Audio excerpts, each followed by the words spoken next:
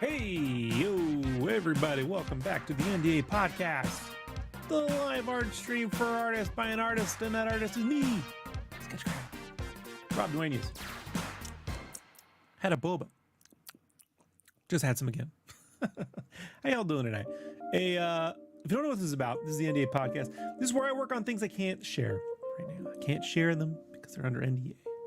But I still want to stream and hang out with you all. So what I do is over here in the big window, I play art of things I've done in the past. Let's go ahead and hit that play button. And you're going to see I'm going to be working on some TMNT tribute drawing that I did a few years back. If you'd like to get a print of the TMNT drawing, there we go. I got it going.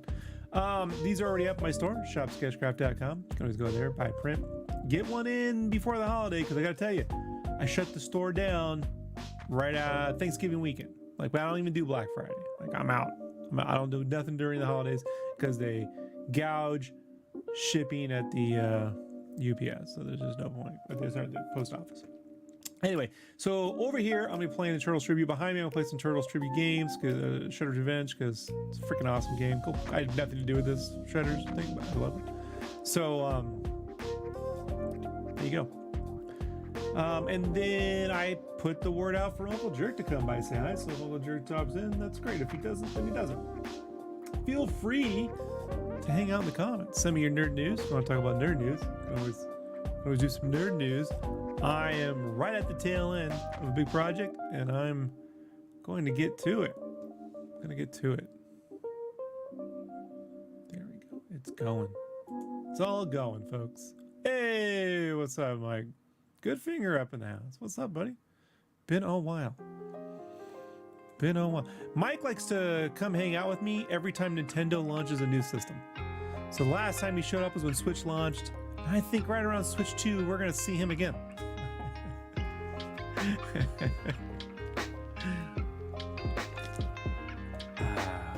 Hope that Wii U still works, buddy. I don't miss it. People are like, I miss my Wii U. I'm like, I don't. You can keep the damn thing. I never want one of those sensor bars in front of my TV ever again.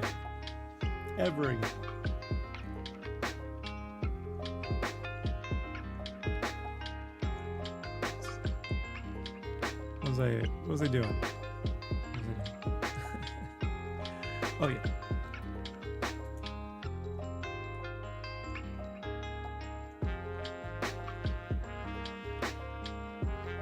Hey, what's up, Damien?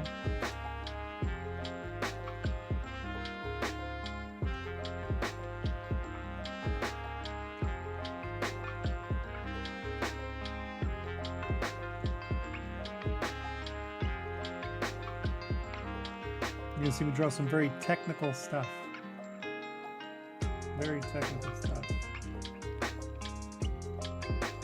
It's funny, I haven't done any of these tribute stuff since I've switched my drawing style in Photoshop. I wonder what all this would all look a bit different. This would all look a bit different. Very interesting.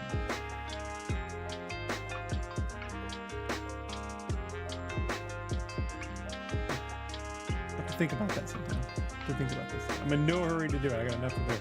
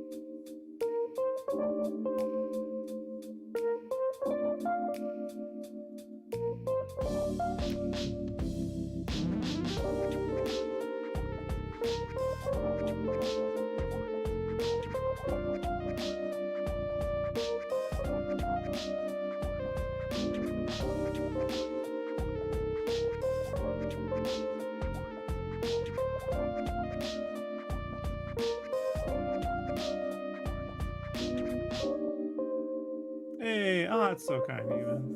Thank you. Always appreciate it, Mike. Hope you're all doing well. Hope you're all gonna have a fun Halloween.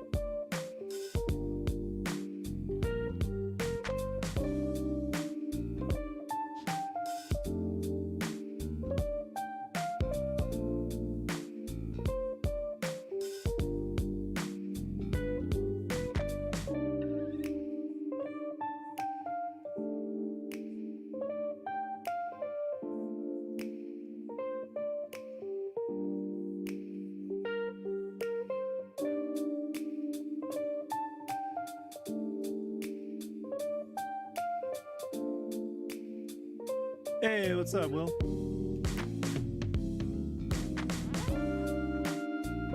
I am almost done with the 5th issue. I'm gonna get right on that cover. People think I'm slowing down at the end of this. This Spawn kills everyone's fun. Everyone thinks, oh, Rob's gonna take it easy those last 2 pages. Oh, you know, it's gonna be a walk in the park. He's just gonna phone it in with some headshots. You know? No. No, we're not doing that.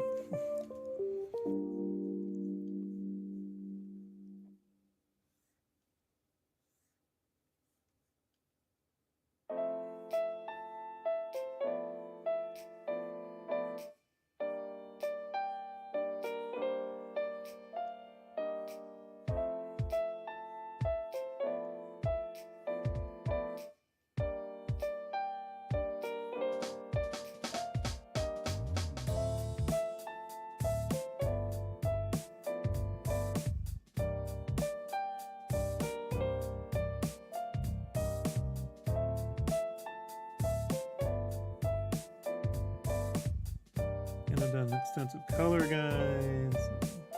I might be doing actual color work to help that out too. We'll see. I'm getting to think I might do my guides at full resolution, so I can just basically color the book. Huh? No originals. Yeah. Well, issue 4 will be in stores next week.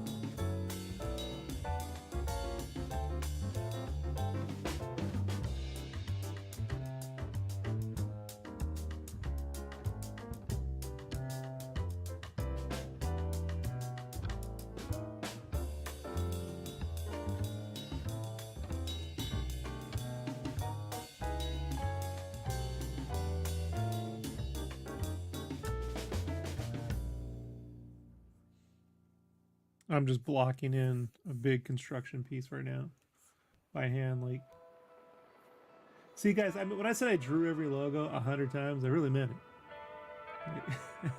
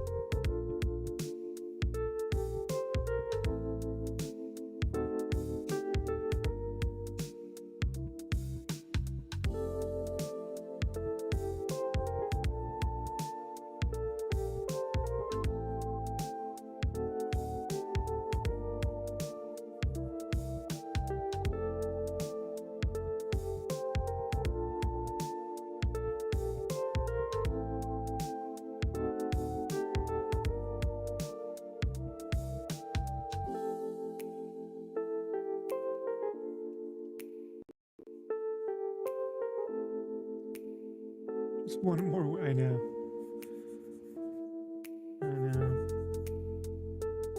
It's funny because I remember when I conjured the whole issue up, like issue 4 was half of issue 3 and issue 4 was where I was really able to like pre-visualize the whole thing from beginning to end.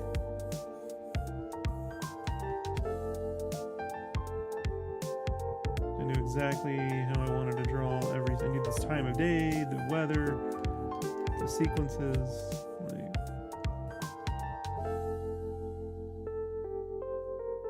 it wasn't just like chasing layouts, you know, or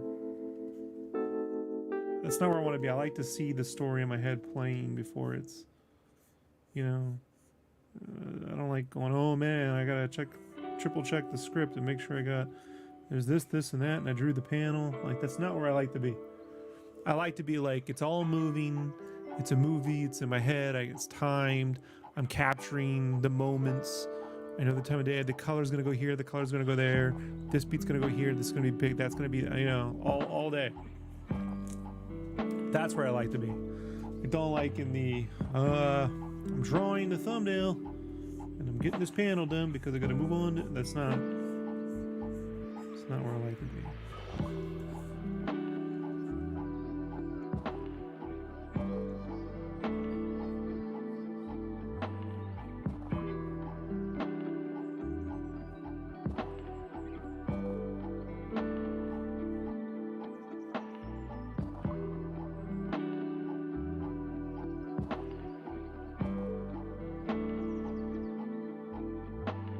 That's why you deliver. Oh, you're too kind.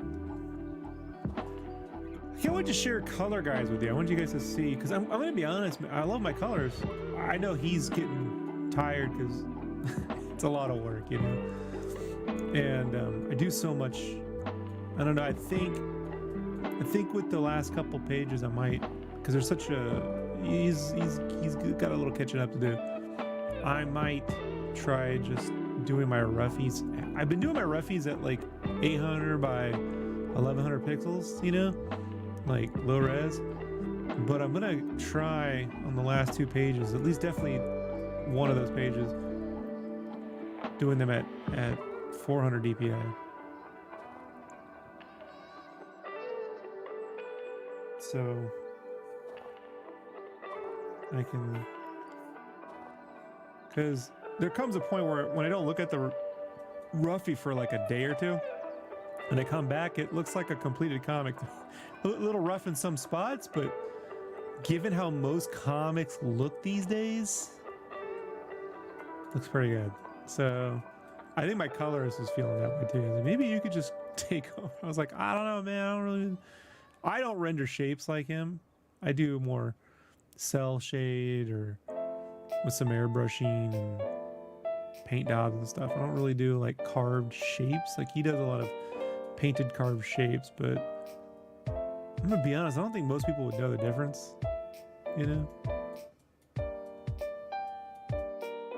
I don't think most people would know the difference.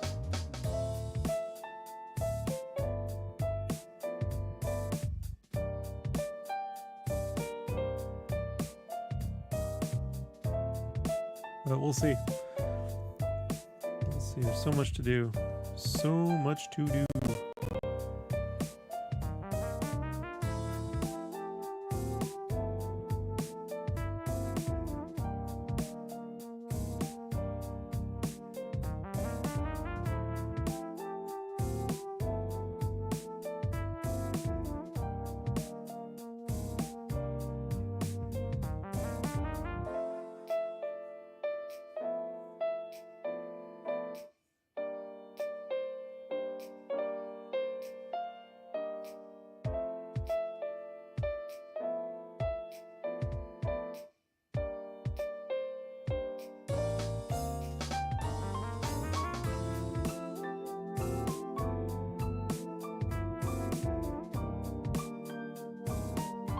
I mean, it definitely makes it look, you know, cleaner and shinier, you know.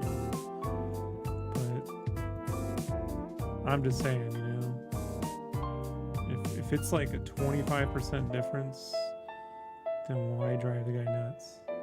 Although, I'm going to be honest, I don't think Todd and them like my colors. Between us, I didn't tell them I did the guys. I just started doing it. Shh, don't tell them.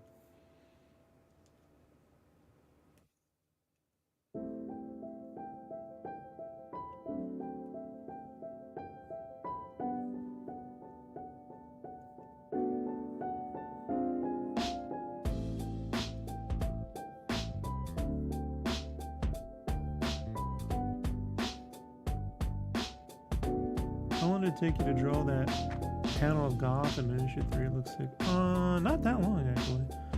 I mean, I just grabbed a piece of original art from, it's whatever scene. It's a scene from one of the damn cartoons.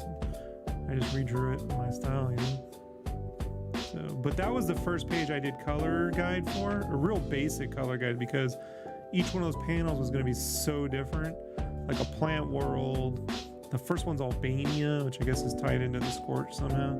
It's in the comic. I saw it. It was like in issue 350 or something, or 300. And then the Gotham panel was like, okay, here's the thing, right? Like, I remember I was talking to Todd, because I did the initial colors for the SpawnCon, and Todd didn't like them. I'll share them at some point, because I made it all green. I was going for like a more playful color palette. And he was like, no, I don't want, and he had said something about he didn't like you don't do red skies. Don't do red skies unless it's like a fantasy world, because the real world doesn't have red skies. And I'm like, yeah, well, you've obviously never been in the middle of a firestorm or hung out at dusk in the desert. I mean, he lives in Phoenix. So I'm like, but I get what he's saying, right? So when I saw in the scripters that Gotham bit, I was like, well, I'm doing the animated, because I knew I wanted to do the Violatorville red, right? Like the wizard cover. And I was like, man, I know Todd doesn't want red skies, but I want to do this.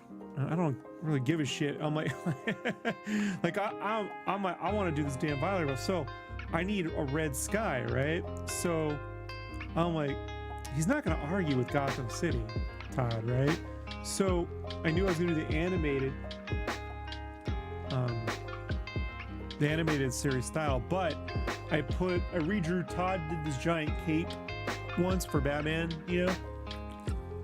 and I just redrew it, like recreated it on top of that building.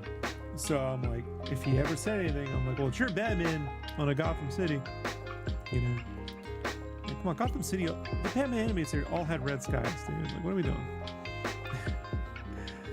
It's like, sometimes, man, they got these weird rules, and I'm like, I see how somewhere in the line this all made sense, but I don't make sense.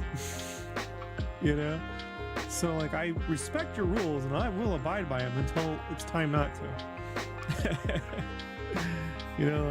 And then I'll have a real justified reason. Now, I'm not doing it because I want to. The story dictates. The story needs a Violatorville. The Violatorville has to have red skies. So the Gotham City is the way I can transition from the red to the red. So if it's anything, I'm like, no, see, it's Gotham City. They just kept going south and they ended up there. So, they ever know? No, they didn't say shit. Like they got, I think they get really involved like on the first issue, and then, they leave you be.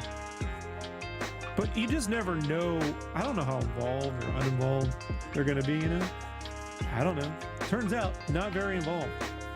So like on that page, I just knew. I'm like, is this going to help? And because I blobbed in all those colors, And then my colors was like, dude, thanks, man. Because, they got to, figuring that shit out, they're not going to, they got enough to do. And so I'm like, well, then I just started doing full color guides for the entire sequence. All that Violatorville stuff, full color. I mean, it looks pretty much what you see there. The green lightning. I wanted the autumn leaves blowing everywhere.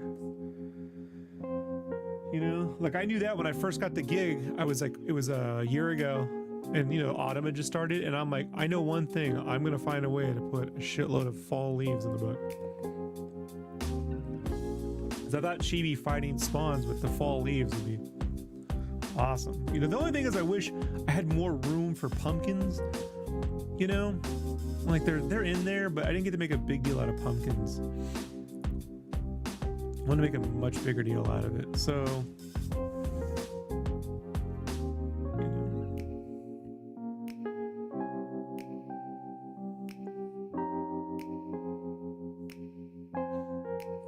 I get to do maybe in the future, you know, we'll do more holiday stuff and I'll get to make a bigger deal out of pumpkins.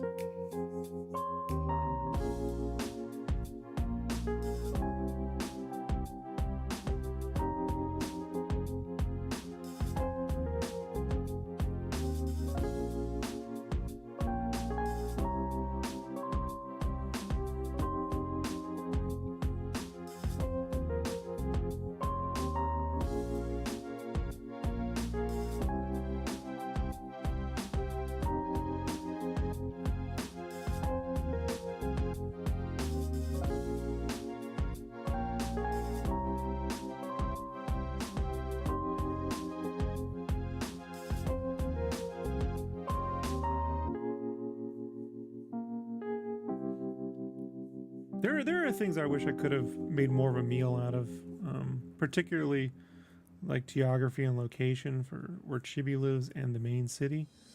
Like in my head, I had it really more planned out, but there really wasn't anywhere in the script to really make the geography well known. So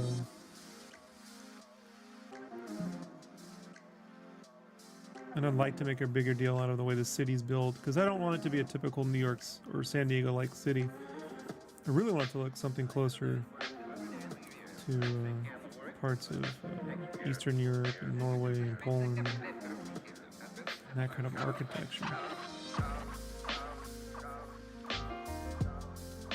It also happens to have some like Simi Valley sub, but I would like to change. You know, we're gonna do another one. There's some visual things I want to change. You know?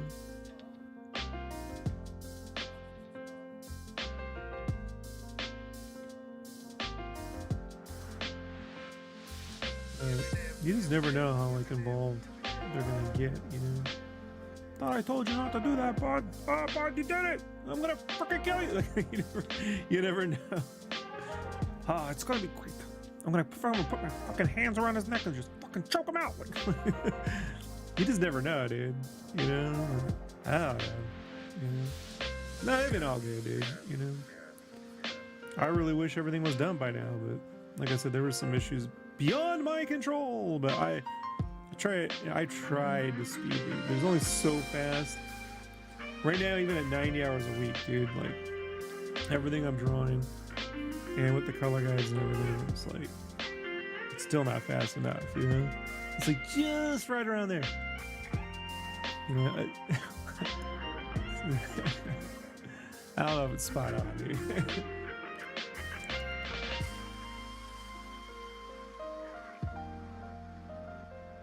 But Todd has a way of complimenting you, right? Passive aggressively. Like, oh, look at the line. Oh, look at all those lines. It's like you're being drawn. You're drawing the lines, and it's like you're getting paid per line, but you're not. You're not getting paid per line. I am getting all that free stuff. Look at all that free stuff I'm getting. You can give me free stuff, bud. Doing a good job. You could be drawing more books, but no, you're drawing the lines. You put that there and the thing. And, you know, I always figure like, you know, I don't think you're being complimentary.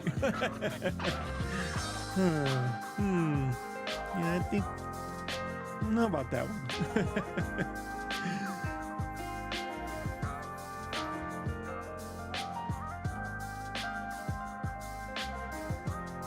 But I just tell him, like, you know, I'm not you, right? Like, you know, I'm not Todd McFarlane. I'm, you know, I can't do whatever you did 30 years ago. That's not, you know. We all know this. Oh, I know, but I know. I'm just joshing you. I'm just joshing you. Okay, just make sure.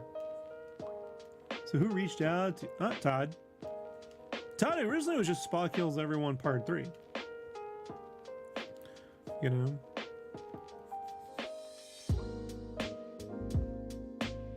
William says, I was reading through some older Image comics from when the delays were notorious and ads say almost monthly. I know. Hey man, my second and third issues arrived 2 weeks apart. I mean, behind, and I had nothing to do with me. So, you know, like those books were in, those were complete. So it's like, I can't tell you if anything ships on time anymore with the way publishers work, you know?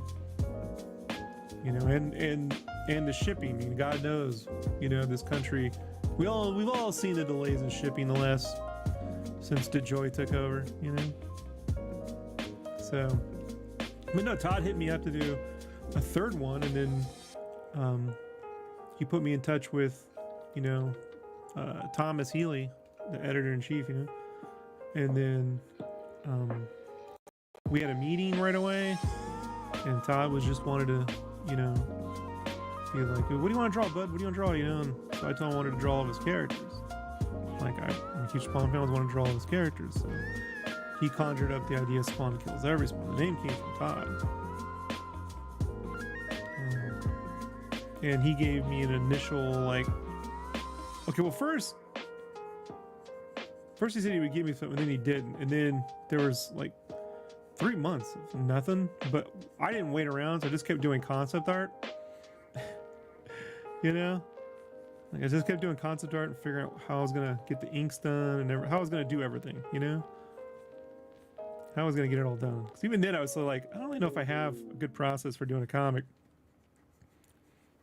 so I should probably get that down. Why there's this like stalling, but I kept sending him stuff, you know.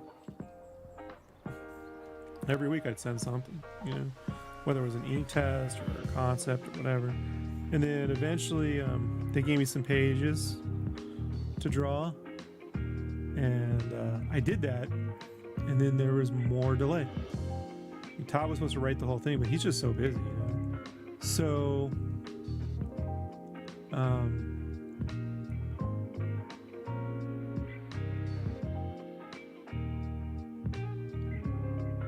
doesn't really line up. Oh, I see what I did there.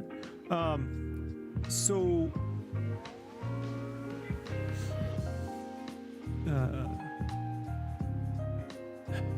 they eventually hired John, and then we had another meeting, and I showed John everything I'd been doing, and I did that time to color the Spawn. I did color stuff during that time. I wasn't sitting around, you know. And so then John came back with the remainder of the script for the first issue, and he added the front, the opening where we kill the spawns and stuff like that. Because Todd gave me the Spawn Con pages, and then him leaving the con, going to his hotel room, looking up on the internet, and then that was it. Some of that got cut out of issue 1 and put into issue 2. You can't really tell the difference, but yeah. But I love John, man. But I will say, like, the whole I want to draw a respawn, I think when John heard me say that, I think he thought I meant the Scorched. Because I meant like Salmon Twitch and Manga Spawn and Commando Spawn and Cyber Violator. I mean, like, literally the toys, like the spawns. So, like, you know, he started coming up with all these, like, funny-ass derivative spawns that we would kill, you know? And I'm like, okay, I get it. I'm going to be drawing every spawn that never existed. Interesting. You know? So,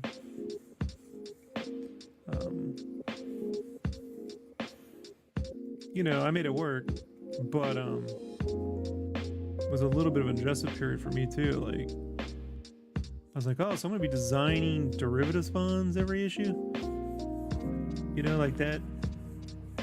And I didn't really know where they were going, you know. I mean, now I know where everything's going, but it's like, at the time I was like, so I do designs, you know, for characters that would never appear again. They're like, man, this looks legit. I'm like, yeah, and then we blew it up. So, like, which is fine, man. I got a million ideas, so I don't really care, you know, but it's just like, all right, no big deal. Like, I do think, though, moving forward, I'd like to at least be involved in the plotting, so I told you, I like to I don't like chasing pages. I like getting ahead of things and building it, and then, you know, I'll know where to put important room for stuff and where not to. Like I know how to manage my time better than other people know how to manage my time, I think. So, you know, and I know what I'm good at, what I'm not good at, what I'm willing to get better at, what I'm not willing to get better at. So I would most definitely think, you know, like that's something I would like to do. Do they pay you before or after you make the art?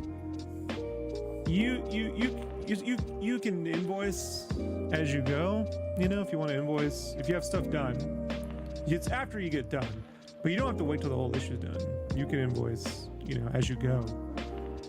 Sometimes though, I just make myself wait until I'm complete, you know, to reward myself. So, but then again, my business stuff, you know, it's not necessary to my immediate mortgage and stuff. So, the comic stuff. So,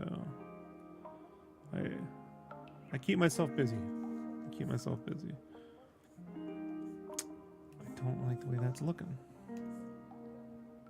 Okay.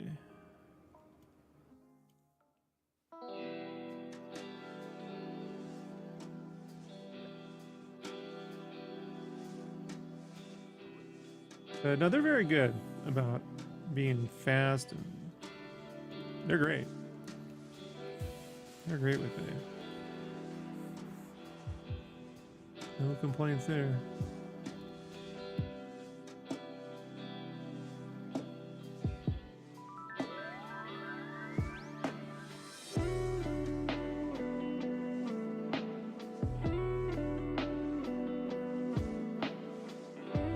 Look, I told you, I'm in a position, look, I took care of my wife financially for a good number of years.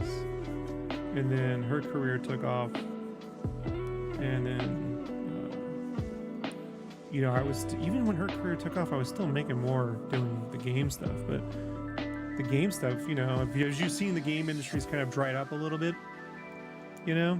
So there hasn't really been any game stuff. So the comic thing doesn't really pay me what I used to make in games at all.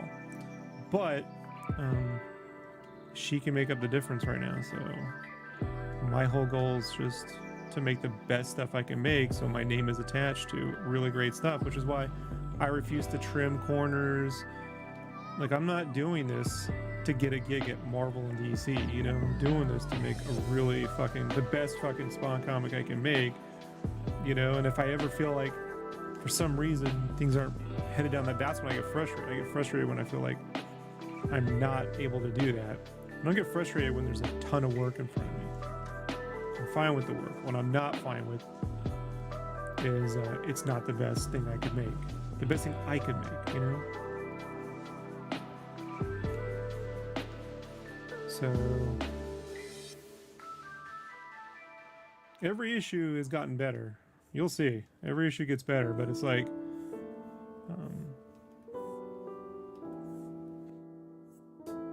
every issue also was the best I could do for that issue in terms of what I was in control over. And as I've gotten better and more confident, you know, drawing the way I draw digitally, all this stuff, I've been able to put my hand into other things too. I've never taken this time to do more pages.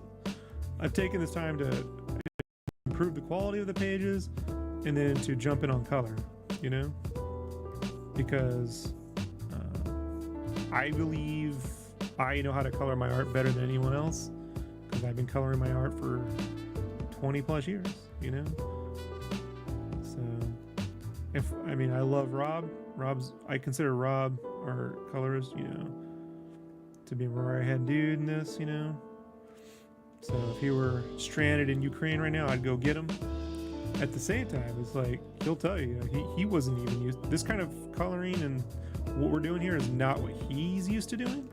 He's just doing typical comic book stuff. I don't want typical comic book stuff, you know? I want to mix the 90s comics with animation. Sometimes I feel we get there, sometimes we don't. You know? It's still not 100% what I had in my head. the last 2 pages and the color of the entire 4th and 5th issue is what was in my head. The execution of what I would like to see, I mean, you saw that concept art piece, that's closer to what I want to do. Like, just, you'll see. I was going to ask if there's a particular page or panel you're most proud of, but it sounds like,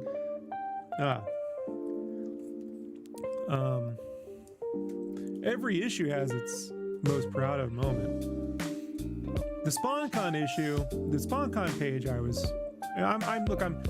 I think there's better stuff overall, but that page is the one I knew would define the entire project if I did it right. If I do this right, I'll get my entire audience on this thing, you know? So I'm most proud of that, you know? I wish, as much as I love the colors, I do wish they had gone with my, I do like, they added black to I had more colorful, I had more pink and blues in the titles and stuff, and it was way more green. I wish we'd kept the green, but the black that they used on like the tables and stuff, I wish I had simplified the titles down to that black with the green and purple. You know, I get it. I do get that. I didn't have it down entirely when I started. You know, like controlling my color palettes for a scene that big and everything. But Rob did what Todd really wanted, a certain thing, and Rob got so far. I jumped in and helped him get a step further. You know. So it was definitely a team effort on that one. You know, and you definitely want to play ball. You don't want to tell. I'm never going to tell Todd McFarlane, I think you're wrong. I do think, like, I'd be like, okay, here's what I would do. If you're not interested in that, then, you know, it's his. He's paying for it. I do think if he said, you know, he didn't like, if he didn't like what I was doing entirely, I just walk away from the project. But that wasn't the case. It was just, you know. But overall, you know, everyone likes it. I wish the colors had come out a bit closer to the way I saw it in my head. I think now I have a much better idea of how to do all that and what value set to play in, you know.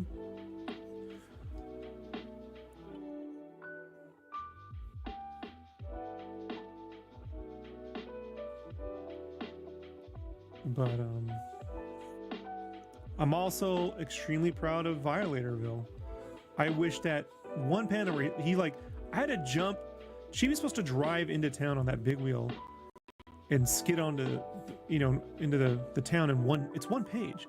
I really wish driving into Violatorville, the Violatorville had been a 2-page spread. You know, I wish we could have skid into page. I wish that one page was 3 pages.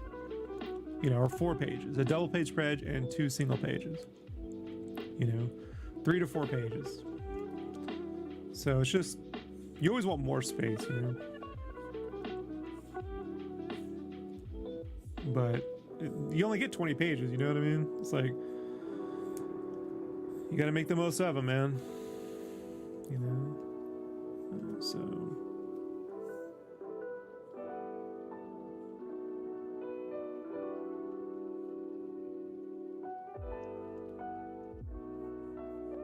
You know, and you guys do your own comics, you'll find, you know, you'll know where you got opportunities and where you just, there are no more opportunities to do anything with something. Like, that is what it is. That's why I'm deeply sympathetic. You know, when I watch movies or TV shows I don't like, I have to be very careful. I don't go, well, I would have done this. Like, it's not, what were they going for? Did they, you know, I figure if someone gets 80% there, they get an A+ for me, or even 70%, you know, let's say 75%, they get an A+. But when people dip into the 60 to 50%, that's when I go, what is that, you know?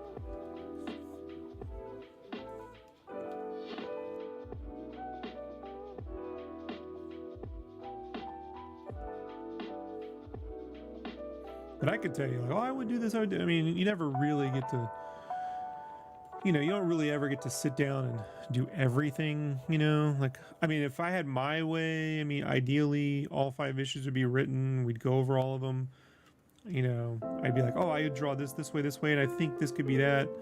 But that's not how things are done. I mean, comics are really done breakneck, you know? And I'm already taking longer than most people do anyway. So it's like, you know, but at the same time, I told him how long I would take. I'm like, you know, I was very careful, you know? It's like, yeah, I work at, and sometimes I've gone way faster, sometimes I've gone slower. Sometimes I just don't know how to draw. It's not even like the hard stuff. Like the SpawnCon stuff took as long as I thought it would take. I knew exactly how much effort that was going to take. But I didn't know how long it would take sometimes just to draw like the Violators fighting, or, you know, how to move characters from this page to that page. Sometimes I just hit something I don't know how to do, you know? Like I thought on issue 2 it looks simple, but when Chibi's talking to a little Gimmie cricket, right? The Gimmie cockroach. Like, there's scale issues there. Chibi's like this big, and this thing's like that big. So you gotta zoom in, and that plays with scale. Then you have to like figure out how to place the camera so Chibi becomes a landscape, like his belly, you know?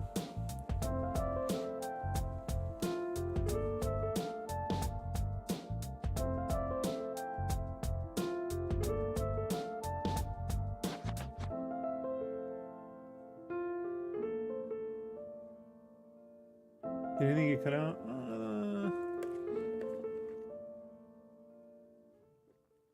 There's only one page I got cut out.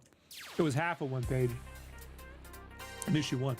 When he goes inside, he's walking down the street, and there's the hotel, the Bravura Hotel. He goes into that hotel, and then he goes to his room. He's staying at a hotel. In the original script, we cut that out. He went home to his suburb house. So, but no, there's no, if they were cutting pages out, man, like gotta cut this out and redo this, I'd have quit. I just don't play that game with anybody, you know? I mean, if I was on payroll and they were paying me like $100,000 a year, sure. But for what I'm getting paid for, and when I say I'm getting paid, they're paying me well for comics, but it's not, you know, I'm not doing that. If I wanted that, you know, I could get, there's plenty of other art jobs to get where they delete your work and no one ever sees it, you know? I worked on a whole Crash game that I still can't show that stuff, you know? So it's like, I'm not doing any of that.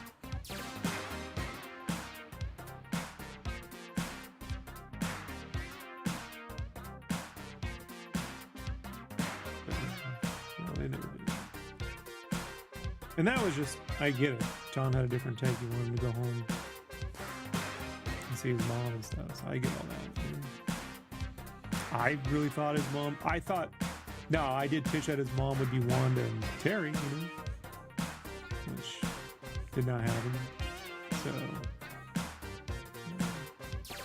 there were plenty of ideas I had that I pitched, and designs I did for her that didn't get used, you know, but hey man, I'm not writing it, so all you can do is make suggestions and tell them what you'd be excited to do, and it's up to them to either capitalize on that or not.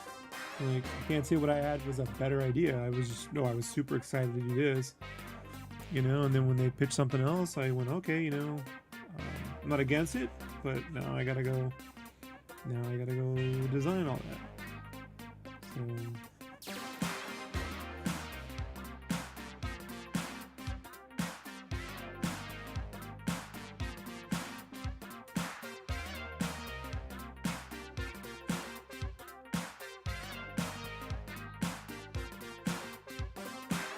I would prefer to be designing things when there aren't deadlines.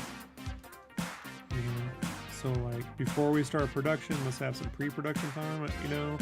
So if we have a meeting and then I know I got a month from the meeting to the start of production, then I can take that month to go and do all my designs I need to get figured out, you know?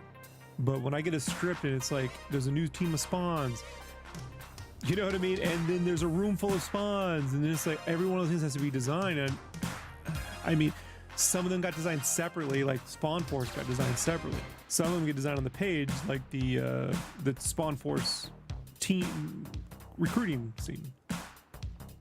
You're right first, and you make art around the plot. Yeah, it's Marvel style. Todd does everything Marvel style.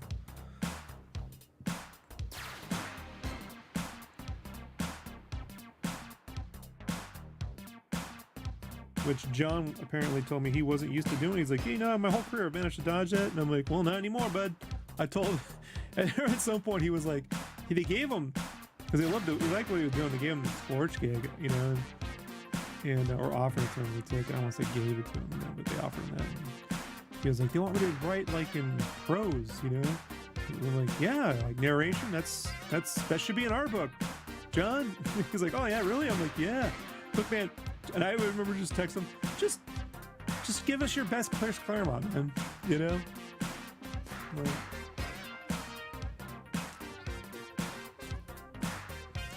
I think he's just used to doing things like 12 issues at a time. And I'm like, you better get that out of your head quick. You know? Because there ain't none of that going on here. No time. Do you like that method? Yeah, I like that method. Here's what I don't like. I don't like writers telling me how everything should look. If they have something they need because it's important to their plot, then make note of it. Great. But when they're like, and it has this, and it has this, and it has that, I'm like, you don't know. They will do the same fucking thing over and over again when they do that. I'm telling you, they can't visually see it. So in their head, they just keep making the same thing.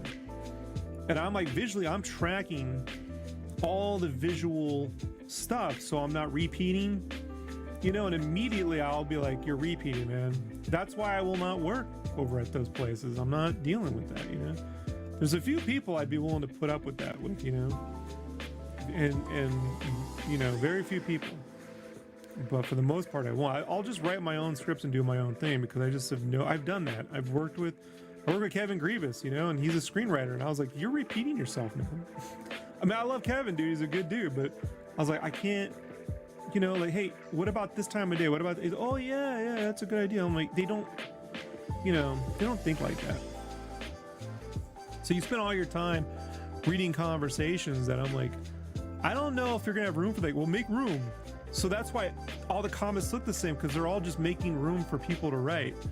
And I'm like, maybe I'll make the art and you figure out where to put the balloons, huh? You know? Because I think the comics should work whether there's no words or not. You should be able to look at everything and understand what's going on. More or less, get the gist, you know? I don't think it should be dependent. So...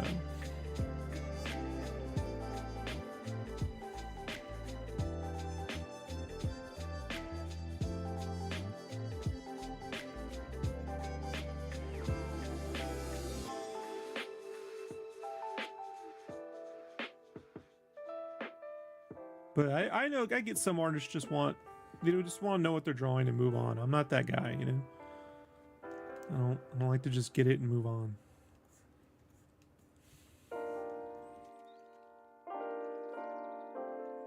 I was once told by an art director I think too much. You know. But he was also an asshole, so we're not friends anymore. Not because of that. We were friends actually for a long time, but he just turned into a colossal dick. And I was like, well, I think maybe you're also always a colossal dick. I was just giving you the benefit of the doubt because I tend to do that. I tend to be too nice. You know, is the problem. But I never like thinking I have it all figured out. You know, like, well, I don't have it all figured out. I know what I'm going to do now. I know what I can do now, but I don't have everything. I don't have it all figured out. Who's got it all figured out?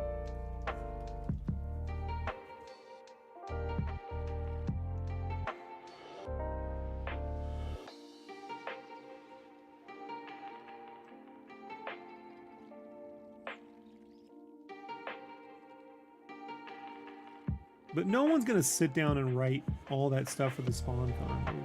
No one's going to, you know, that's an artist-driven bit, you know?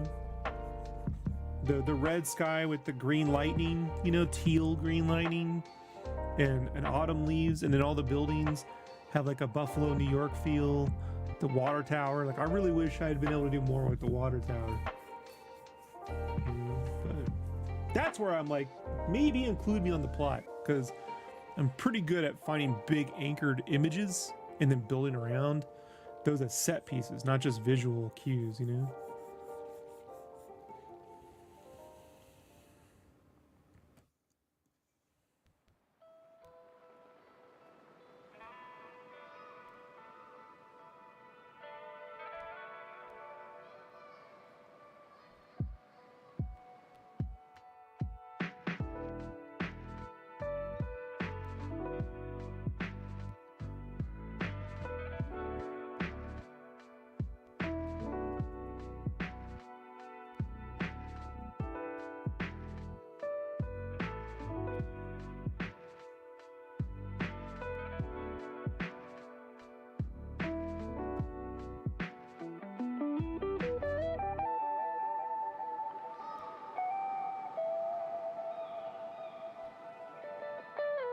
But I recognize not a lot of artists think that way.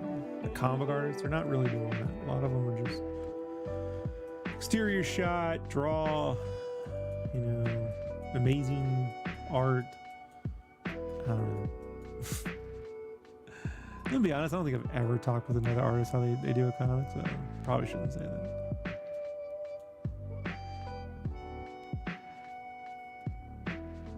You would think the norm would be for the writer and artist to collapse so the plot could lead the artist. Hey, you know, you'd think that, William? You would think that.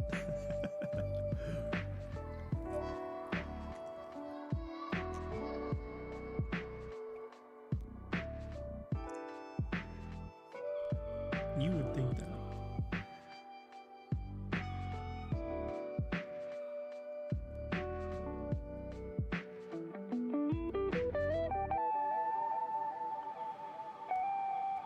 To be fair, I mean, how could John and them really know what I could do? I don't even think Todd knew.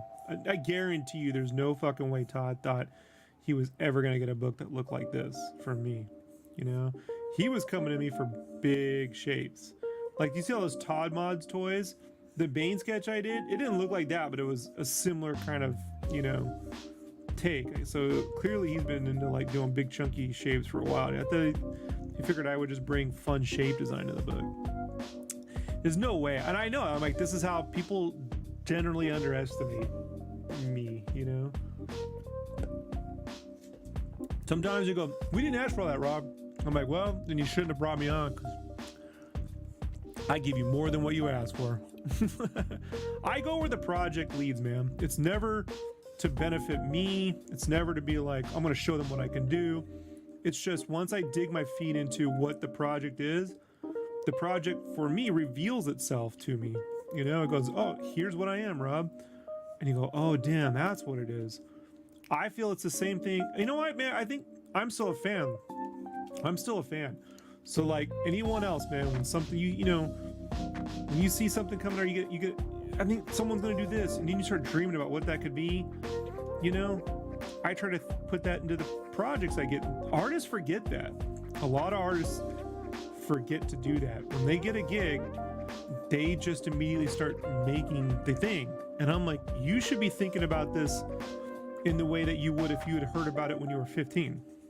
How would you envision this? You know, what do these ideas conjure in your head? You know, the promise of the premise, right? Like what? Because that's what's going to be, you know, and you can anticipate what people might dislike when they hear about a project, you know? Like I knew I was going to get, people are basically going to say this is like Invader Zim and I Hate Fairyland, right? That'll be like the snarky complaint. So I made certain I Hate Fairyland and Invader Zim were on that SpawnCon page. Literally, Invader Spawn, I Hate Fairyland, and I drew Scotty Young on the page. With his little, I gave him a little fictional daughter who's dressed up like Gert. You know?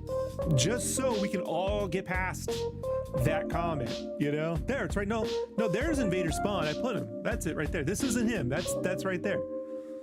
You know? This is Chibi.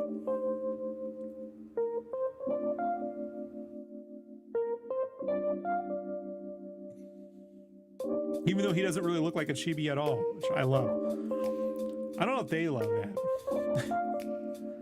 You know?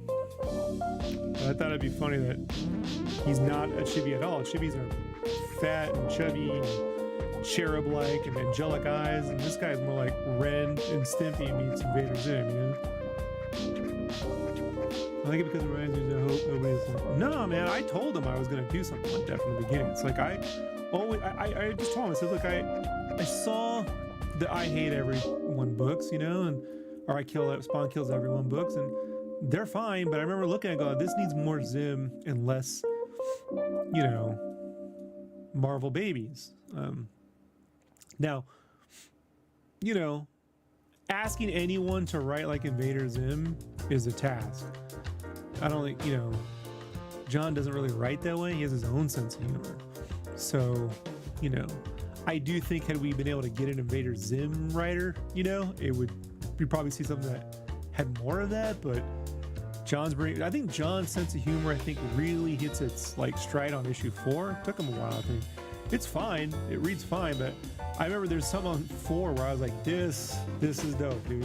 There's a, you know, so he definitely seems to me to be a writer. I've never read anything John Layman wrote, you know, before. I didn't read Planetary. I didn't read none of that shit. So I got out of Wildstorm. When Wildstorm went top 10 and no cliffhanger, I got out. You know, like you know me, guys. I'm a classic image. So he seems to be a dude that gets it, or you know, long form. But I try to tell him, like, you know, I can't draw long form comics. Like, you know, super nice guy, man. We've gotten along every time I've hung out with him. You know? But it's like, I don't know if we're gonna have you know, we gotta hit it quick, man. You gotta be thinking about this like a movie, not like a TV series. You know? Chop chop, chop chop. You know?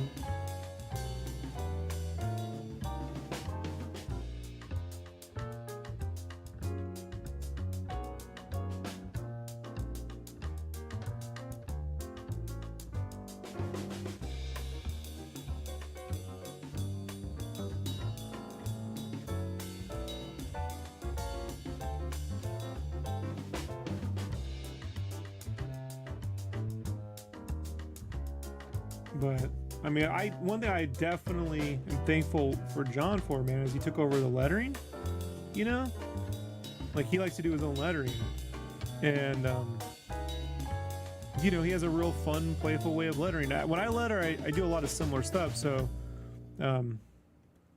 you know, I appreciate the fun he put in the lettering.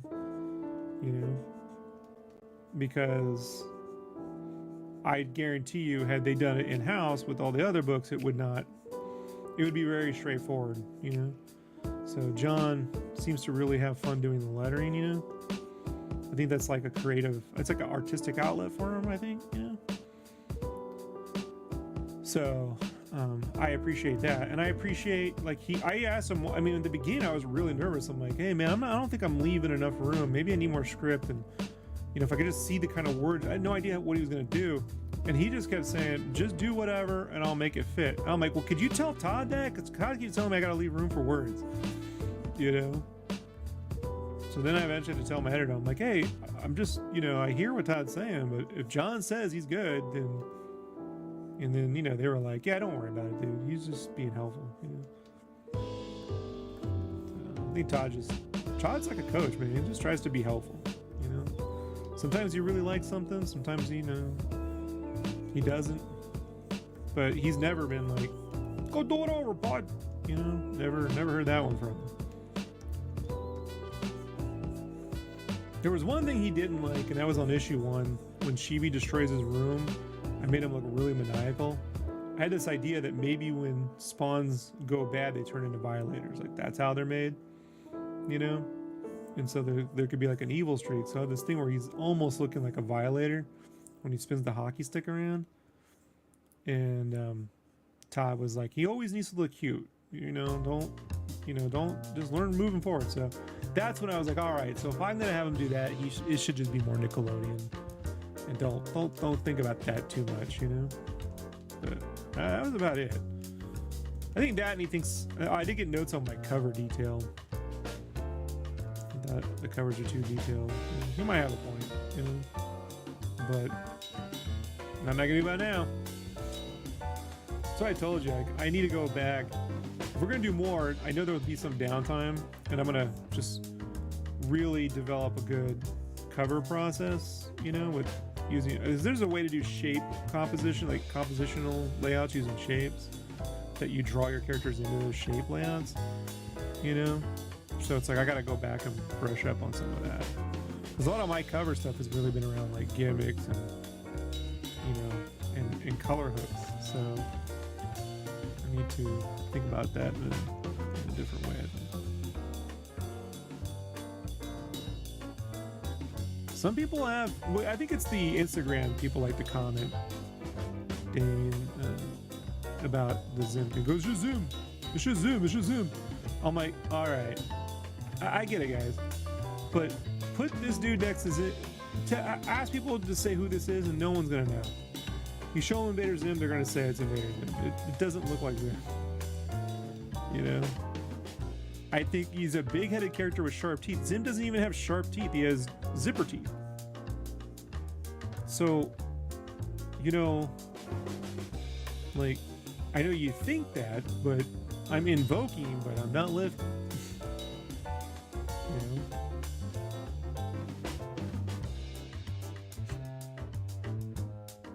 But if you're talking about him having like a giant tongue when he yells, I'm like, well, the Violator had that first.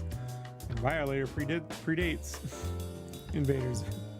So I don't know what to say about all that, you know?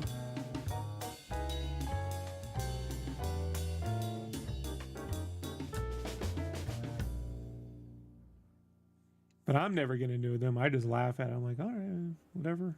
I own all the Zim comics, man, you know? And the DVDs, and you know. I even pre-ordered those toys, but it got canceled. Like 4 years ago, there was a whole bunch of Zim toys, and then COVID hit and they got canceled. I hope they eventually make them again.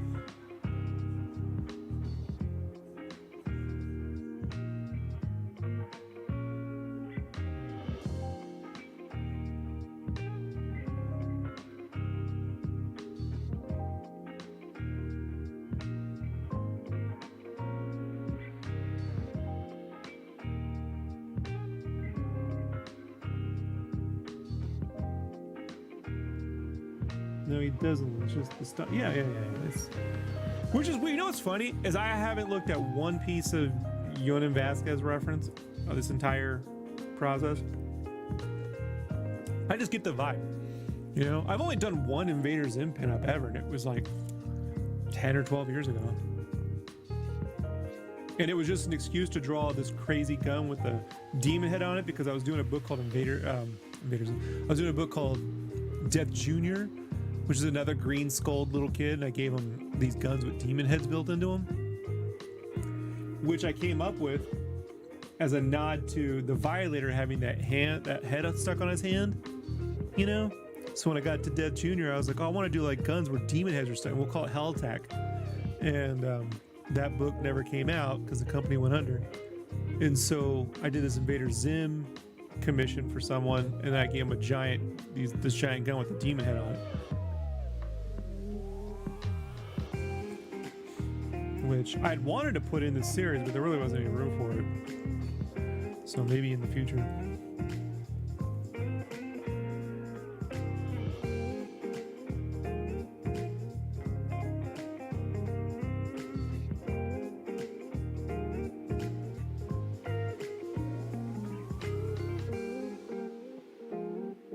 You know, but then we go, well, you gave him a little bat buddy, and Zim has Gur. And I'm like, yeah, but I conjured up the bat buddy 30 years ago in high school. I used to draw Spawn. I always wanted to give Spawn a little familiar, like a pet, like a Snoopy, like Charlie Brown to a Snoopy. Like I wanted to give him a bat that would hang out with him and do shit for him, you know. Like I came up with that idea in high school. You can kind of even see, like I can kind of prove it, because I put up a Spawn piece about 10, 12 years ago. And I drew with this bat on his shoulder, and that's the first version of Buddy. It's a more serious image comic-y version of it, but that's it. I even put that art in the issue. It's one of the posters. Yeah, it's on issue 3. Is it in issue 3? Let me see really quick. Is it issue 3? Is it on the wall? Issue 3? Or issue 4? Yeah, it's in issue 3. On the page with the big wheel, when Buddy shows off the big wheel, behind him there's this poster with Spawn. There's a bat on his shoulder. So that's the first version of Buddy.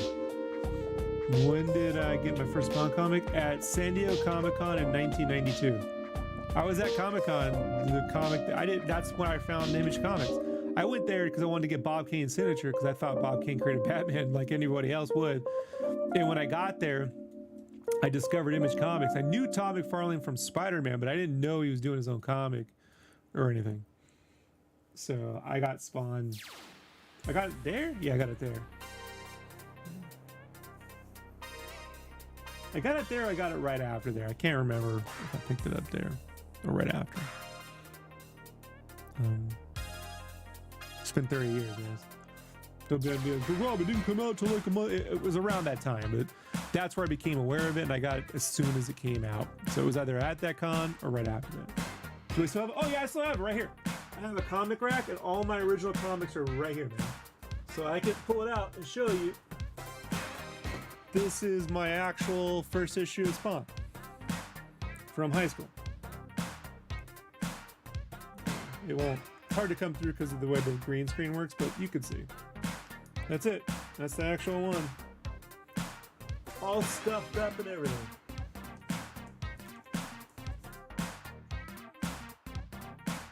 So people are, you a real fan? You just tell them, like, yeah. I have a complete run of the first 120 issues. 20 something. Whenever Angel Medina left is when I kind of bailed. I wasn't that keen on the story after Angela died in issue 100. I kind of thought they should have went with a new Spawn, you know? Not Al Simmons, but I liked Angel Medina's art so much I stuck with it and just bought it for the art, you know? It wasn't cool to Angela dying. I didn't know about the lawsuit and shit at the time, you know? But I was like, I'm cool with, I guess if you kill, but you need a new Angel character and you need a new Spawn. I thought there'd be a new Angel and a new Spawn, you know? And none of that ever happened, so.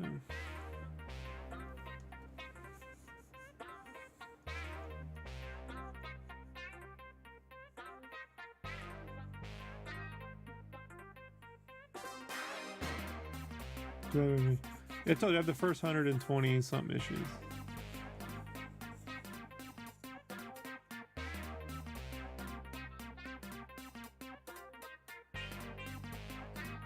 And some of them I have duplicates because I bought the newsstand editions at Walmart. Walmart sold these newsstand editions that still kept the newsprint, which I preferred, but I still bought the glossy one as well. So I was buying 2 copies of Spawn every month for quite the while.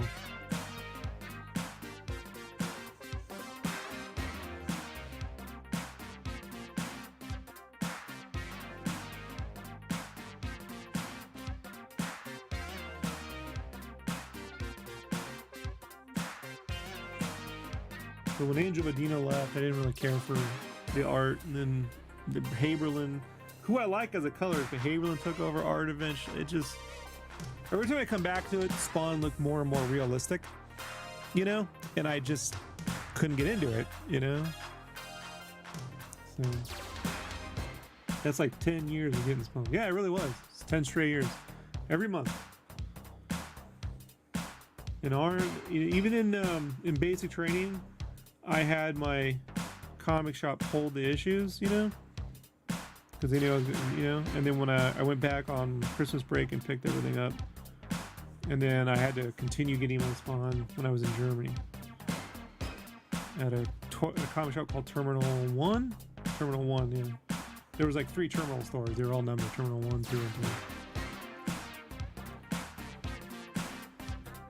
But I also got the original Sam and Twitch series, which I loved. The one Angel Medina drew with Brian Bendis wrote.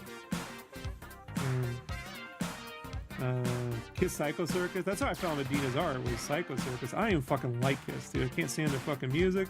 I don't give a shit about their whole gimmick. But that fucking book was so well drawn. You know, I was like, gotta buy it.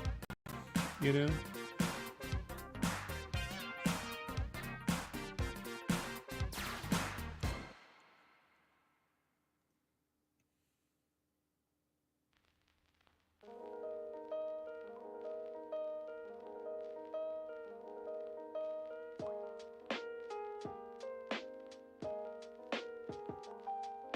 That's what I hope to do. I hope to get people to go, I would never buy that. Oh shit, he drew it, I'd buy that.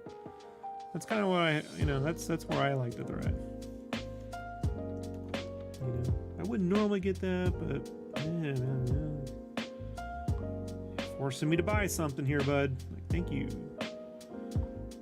That's why I was so good at t-shirts. I did licensed apparel for the longest time, man. I was pretty good at it. So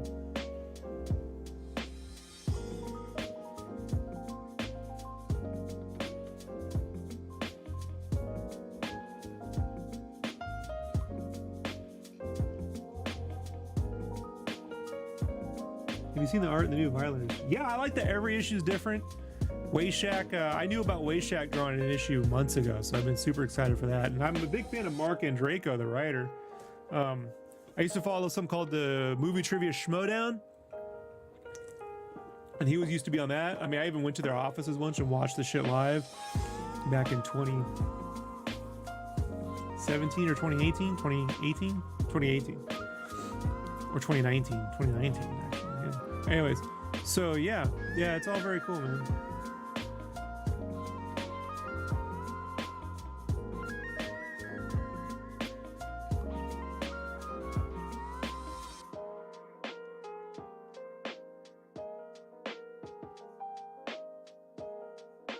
Yeah, see, Wayshack's the kind of, when they go, what's a real artist? Wayshack's a real artist, huh? I'm not, you know, Wayshack's like one of those dudes people will remember, you know? I'm still like, you know, that guy's a really, you know, I've seen it, they had his art up close, like the cover he did, that sketch cover, the Violator, it's freaking awesome. You see that shit up close, you're like, oh yeah, genius artist, you know?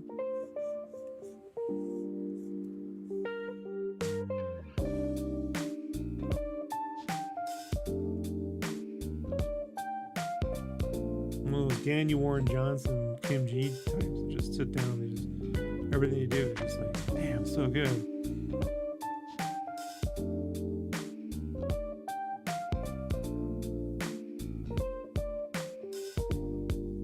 Like Sam Keith meets Simon Bisley. You know? Super dope.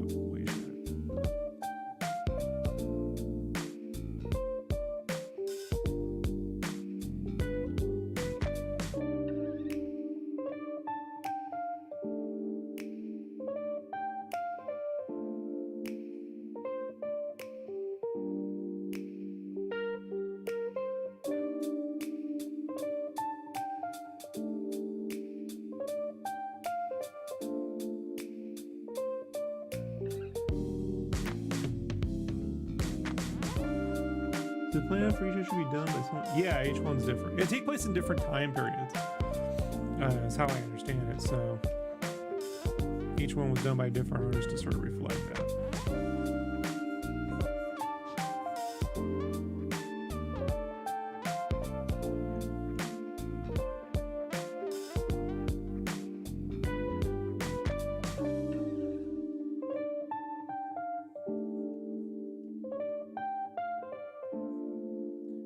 They don't tell me anything, guys. Like, it's not like I get to sit on the meetings and hear the plan, you know? Just, that's as I understand it. Sketchcraft told us that, you know how that'll go, Will.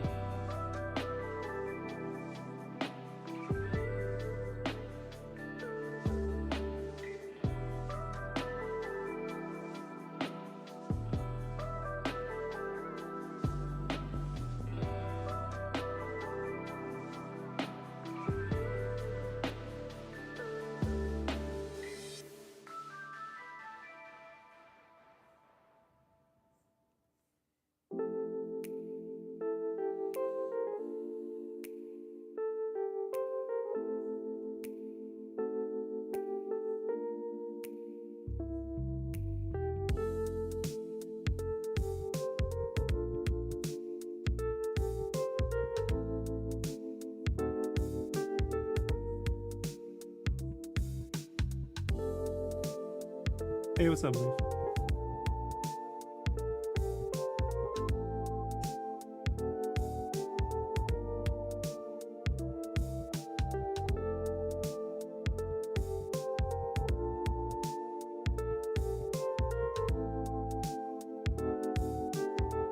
No, I won't be streaming every day, man. If I had to do a bunch of design work and I can't talk while I'm designing.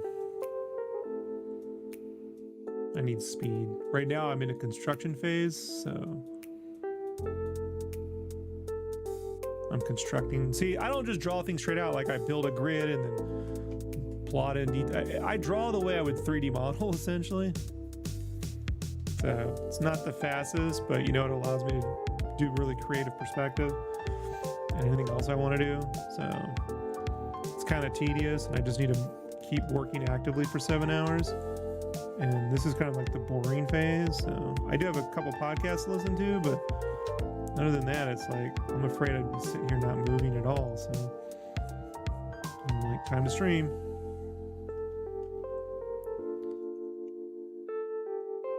Yeah, when I need to, or when I just need to move faster, you know. But yeah, I was doing a lot of color. I did color guides all yesterday.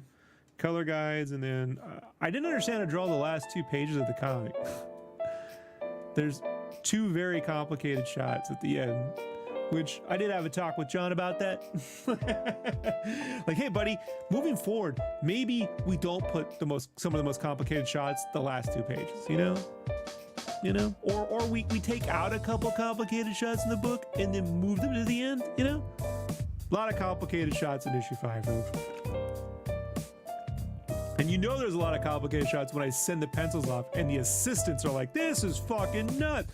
Like, so they rarely chime in. Like, sorry folks, you know, it's the script. I don't know how to do it any easier. So no, man, I'm not. There's no days off right now. No days off. You know, it all should be done by now, but you know, here we are.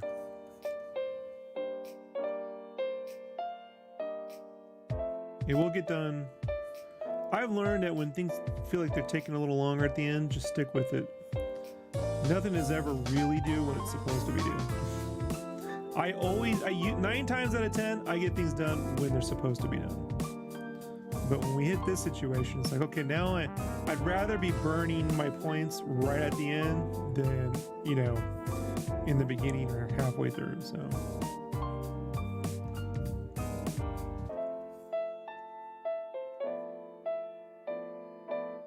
There's no time for days off.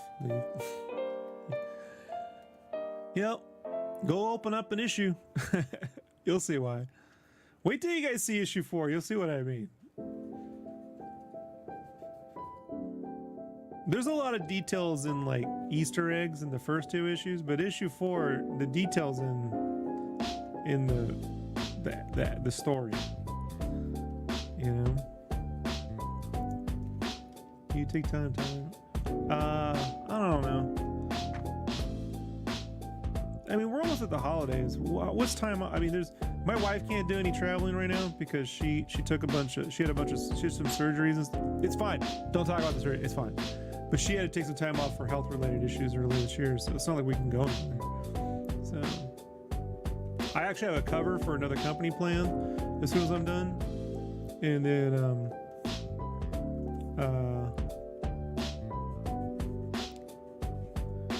if they want to do more, then I want to start designing that. If not, I want to know. If not, then I'm going to just immediately get going on my art book. And I have a 7-page thing my buddy wrote that I want to give it a go. And it's going to take like a month just to design it.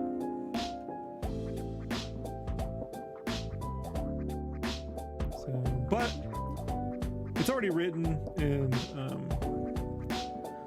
you know, he's a really good dude. Like, he pitched it to me. He had this thing, and then I told him it could be like, I had it figured out early on. So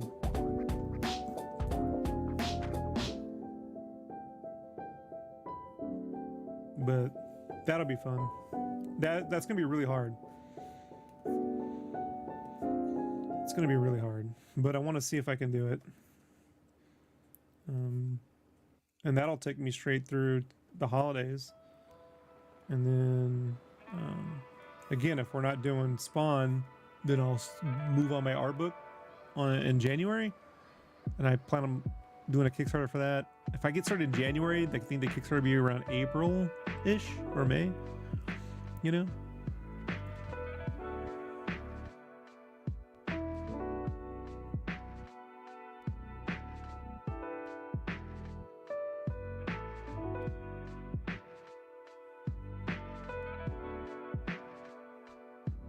But I won't do any of that until, like I said, if I'm doing any Spawn, then that's what I'm doing. Even if there's no script, I'll be I plan on drawing every one of my ideas out and pitching them visual this time. Last time I pitched them idea, I mean, I had art. When it came to this actual story, I kind of told them what I thought, and I don't think I'm ever gonna do that again. So I'm gonna do everything visually this time. Like this, folks. This. You know.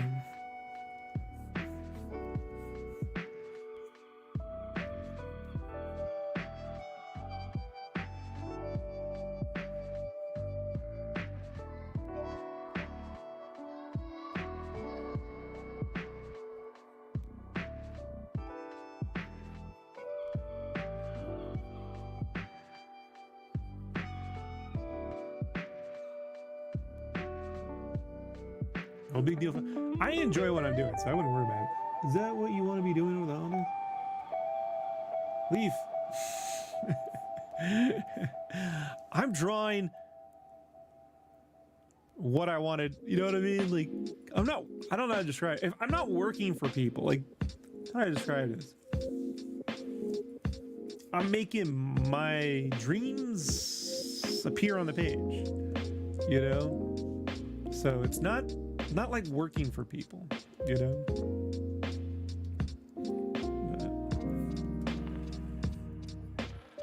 So sometimes I know when I want time off, and then I just take time, I just stop doing things, you know? That's what's funny. When I stop doing things, I've done it before. I've disappeared for 6 months sometimes. People go, where'd you go? I just didn't feel like, you know, doing anything. It's rare, but it has happened. Happened once in 2012, happened again in 2021 after I left, after Blizzard sacked us all. I didn't do anything for now. I gotta stop doing that because I'm not getting any younger, Leaf. I don't have the years to be like, oh, I'm gonna take 6 months off anymore, you know?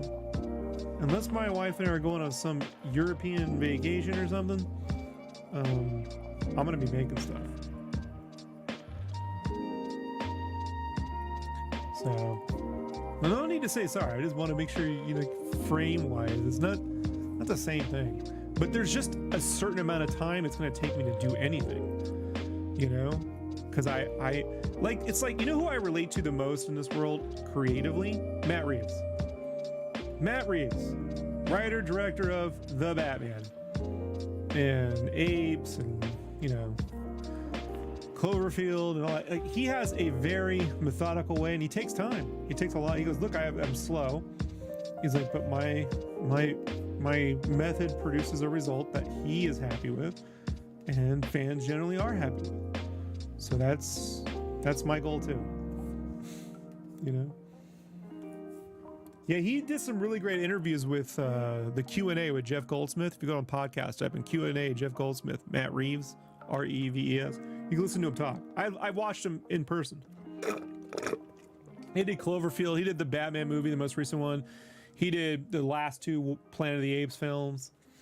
He did the remake of the vampire movie with Chloe Moretz. Could you work from anywhere digitally, or would you really need to work from home base? Well, I can't. JJ produced it. Matt and JJ became friends when they were kids.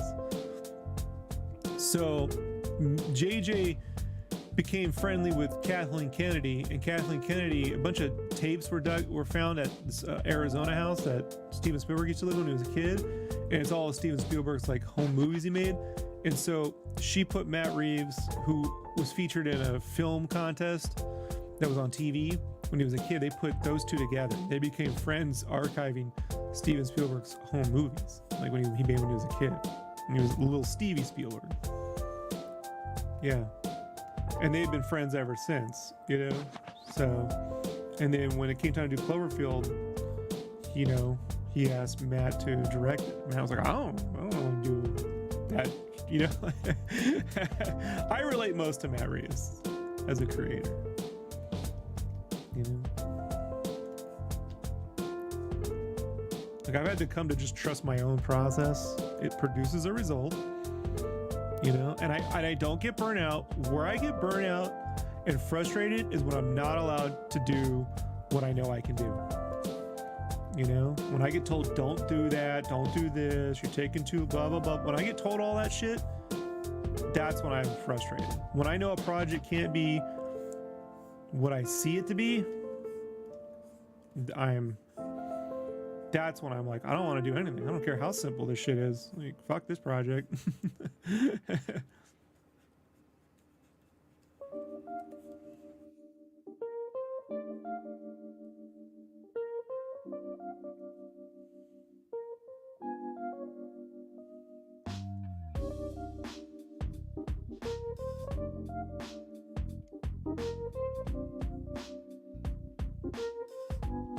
Sometimes, I mean, it's not like I try to make things more complicated than they need to be.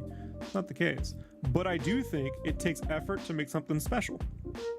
How many Batman stories have come out in the last 20 years? How many of them do you really remember? Like a handful. It takes a lot to make the special thing. I'm only interested in making the special thing. I'm not interested in making the thing after the thing after the thing because you turn it out. I'm interested in making the special thing. I'm interested in making the thing you remember. You know? That's all I'm interested in, ever. I'm not interested in anything else other than that. If it isn't that, then it's not worth the time it takes to do all this.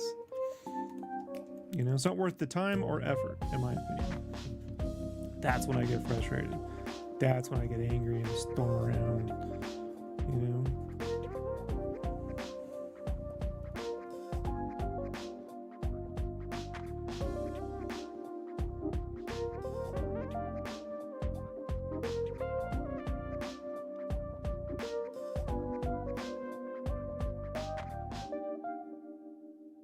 And I let people know now, you know, so you know.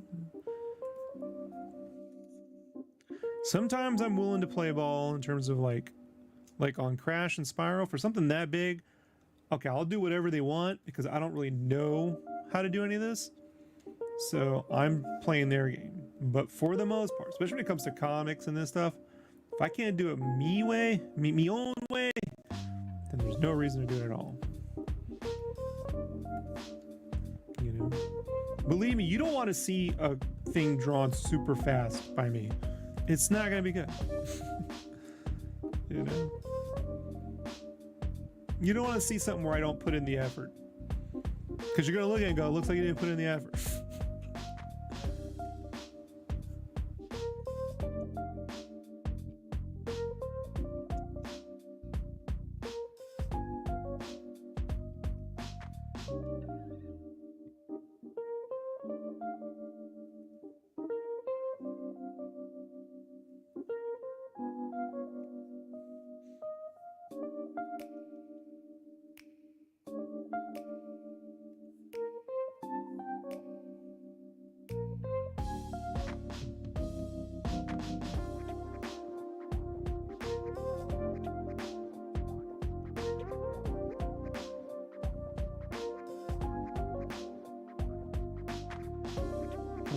I've done this so many times, like with the game magazine. I made some of the best looking game magazines that have ever been made. I just made them at a time when they were over. They were dead.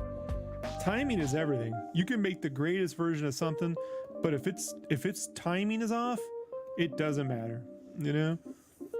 But if people will go back and go, oh man, I saw that thing once. That thing was amazing. How come they don't do more things like that? Well, because they weren't supported. when they came out. They weren't appreciated in their own time.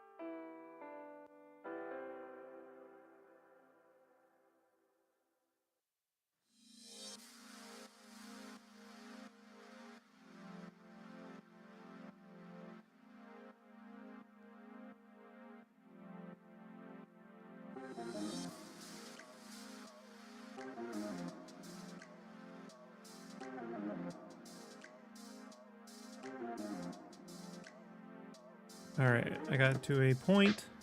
I want to take a quick break. Go do my squats. Get some water.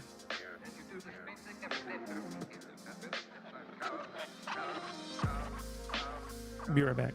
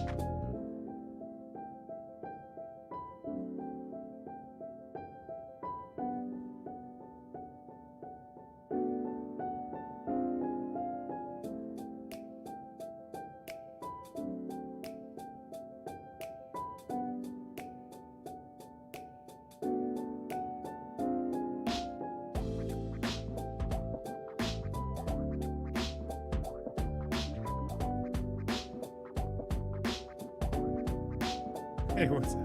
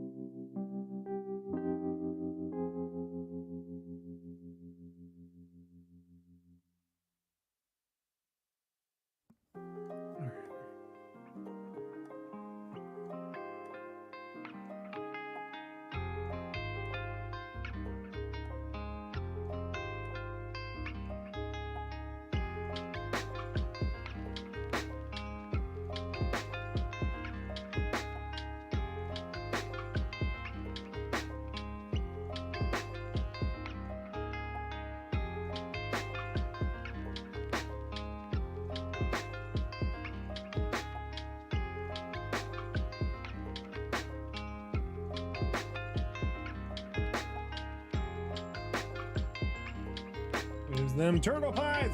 Look at them turtle pies. Oh man, the Farley's turtle fruit snacks. We were, my mom was working for Head Start, which helps with, inner city, with people of need who need food and stuff. And turns out, my mom, there was a lot of things they couldn't accept for whatever reason. And those fruit snacks were one of them. So I used to get these Turtles fruit snacks all the time, these Farley ones.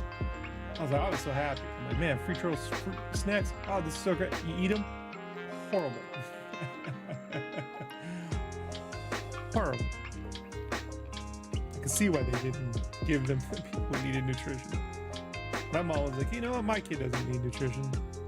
Enjoy.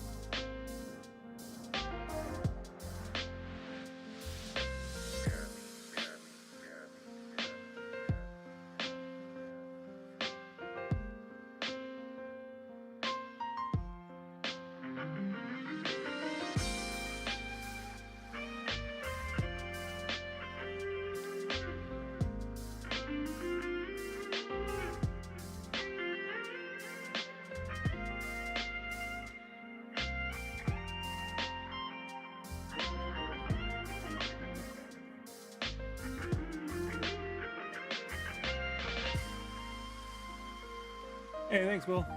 Peace.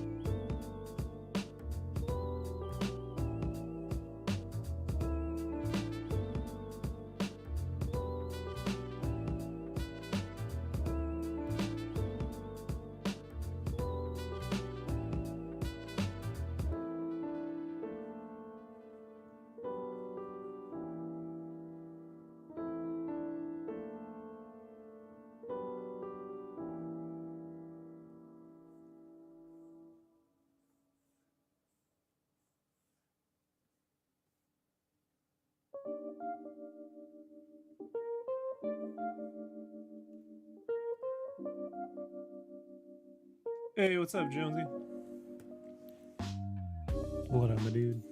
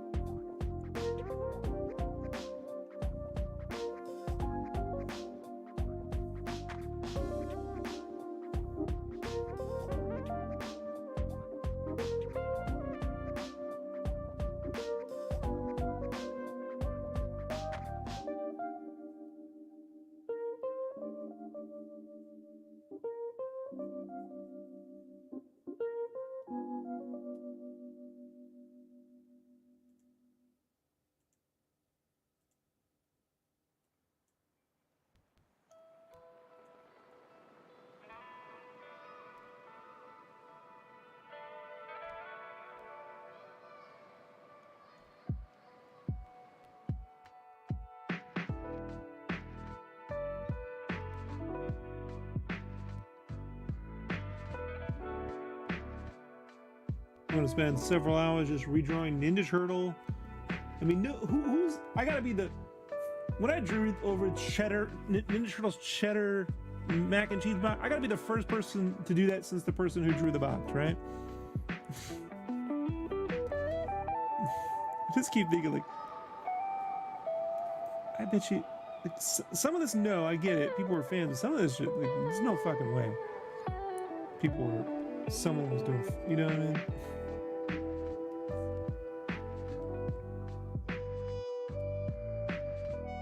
It's hilarious. Cheese, now those are cheddar. Those are like Cheez-Its with turtles, right? I never had those.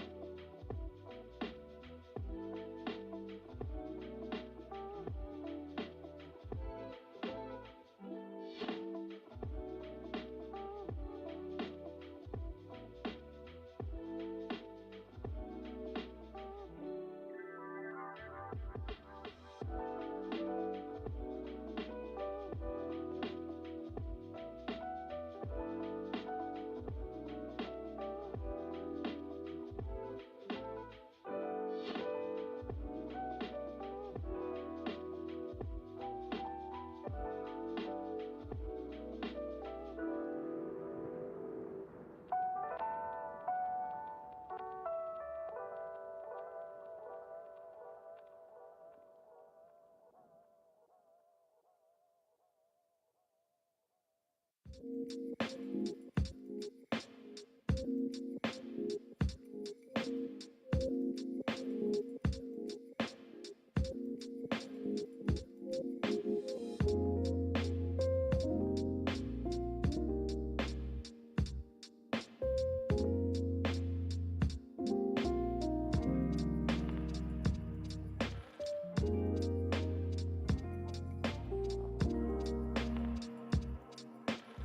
right.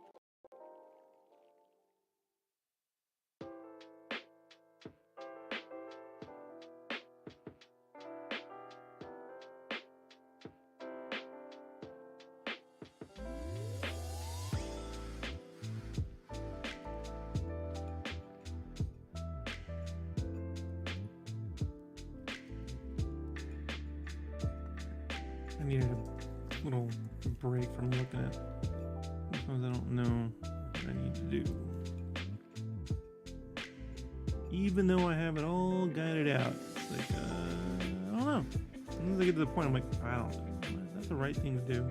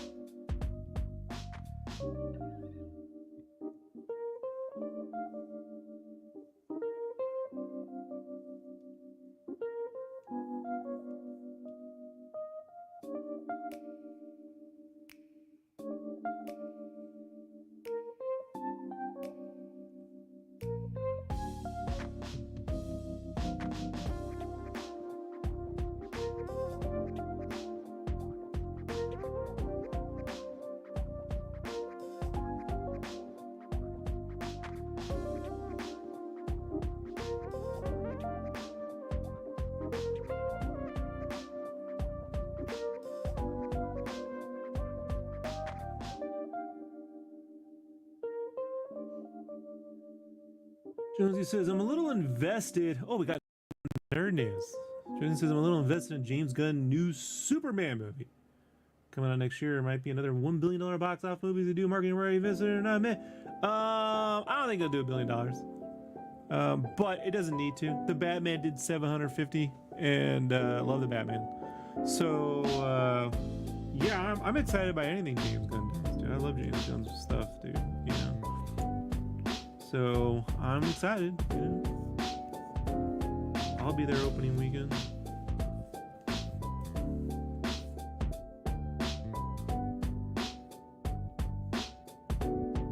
You know, if the movie does 400 million, I consider it a win. I'm gonna be honest with you. You know, there's so much brand damage that's been done to Superman and DC in general. Yeah, you know, if it is over 400 million, they should consider that a win and build off it. You know, they'll do a lot more the second time out if it's well liked. If it's, you know, well liked,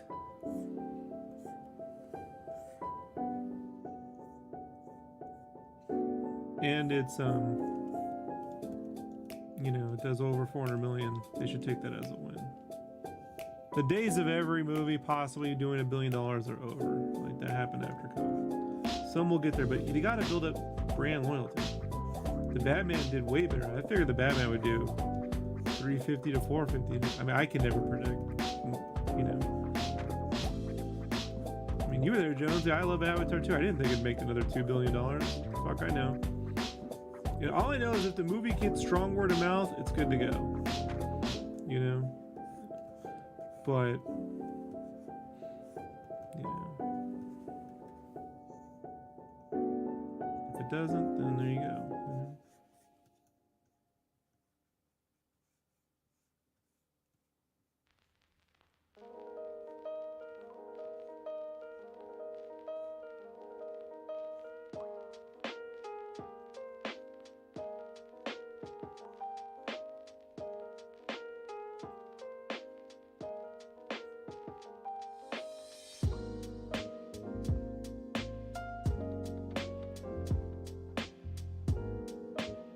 So the marketing doesn't mean much to me.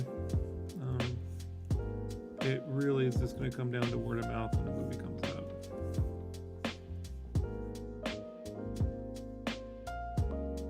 Beetlejuice 2 didn't have great marketing and seems to be a crowd pleaser, and it's continuing to make money, so it doesn't really, you know, that sort of thing is a little overrated. Which is why I really worry when people spend double their budget on marketing. It's like that will make the movie profitable at like $300 million. If your movie can't be profitable at $300 million, then you run the risk, buddy.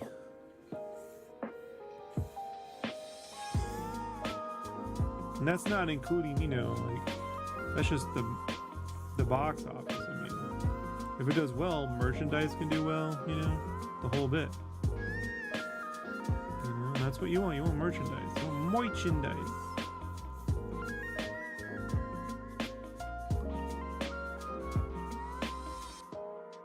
I can tell you what, Jonesy, I've been hearing that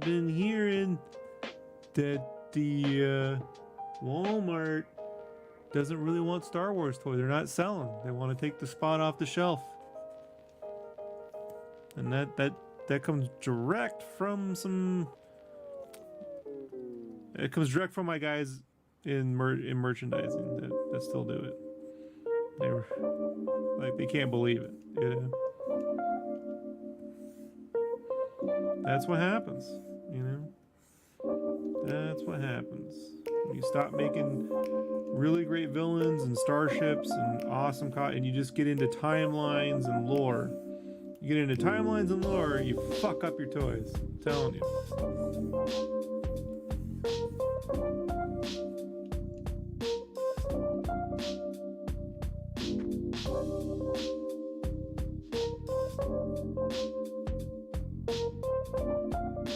Average consumer just wants cool shit.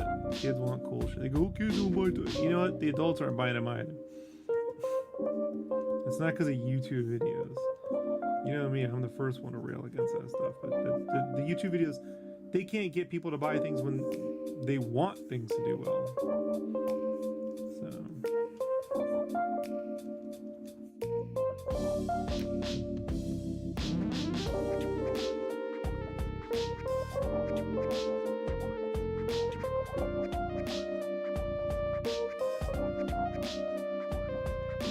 I had to have the same conversation about Lucasfilm merchandise back in 2012. You know? I was there for that meeting. How do we make this work? How can you guys make it work? I'm like, it's not our job to make your brand fucking cool. You make it cool. We're just got to sell cool T-shirts. People want the extension. They can't convince people to like Star Wars or Superman through merchandise. That's not how it works.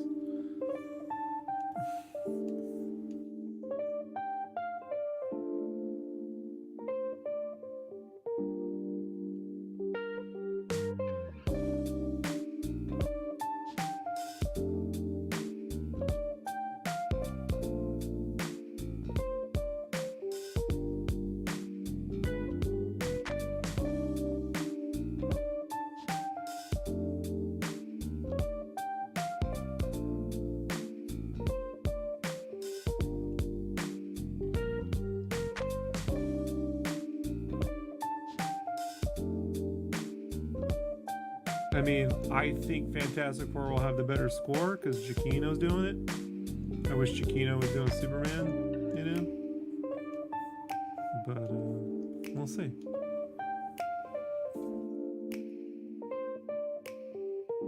If anything, I'm worried about the score, you know?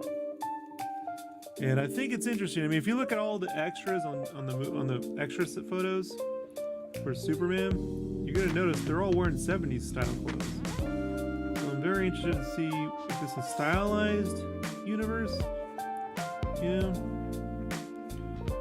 Interesting. Very interesting.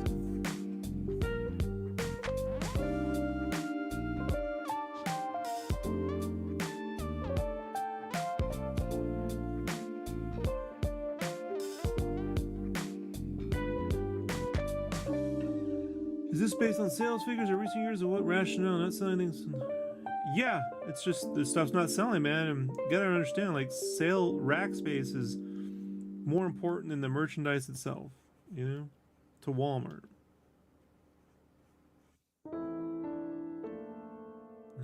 Stuff just ain't selling.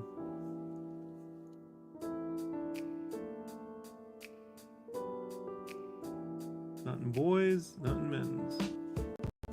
They did that to themselves, man.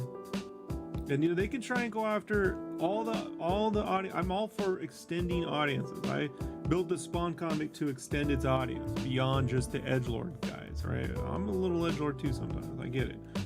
But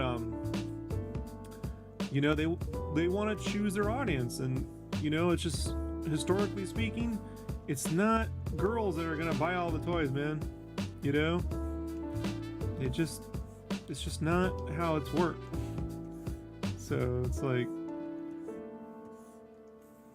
they want to chase that audience, then they're gonna understand how fucking fickle that audience is. I mean, you can understand, like, we did I primarily work for a men and boys t-shirt company, Mad Engine, but back in 2006 they wanted to branch out into girls, so they teamed up with Lisa Frank, and that went horribly fucking wrong. I mean, they put all the we had like several girl, women, whatever, artists, man, they were all excited. Lisa Frank came down. And, you know, at that time, we could have a t-shirt would be on the rack in men's for a year. A year, the same t-shirt. Women, at that time, was 6 weeks? 4 to 6 weeks turnaround on product. Like, they don't want to see the same shit. They don't want to see the same toys, the same figures, the same shirts, the same clothing. Every time they go on the store, they want something new. Every fucking time, man. Like, it's just a different. That's how it is. Nothing's changed. So it's like, good luck with chasing that audience. You know that they're not gonna want the same thing over and over again. You know?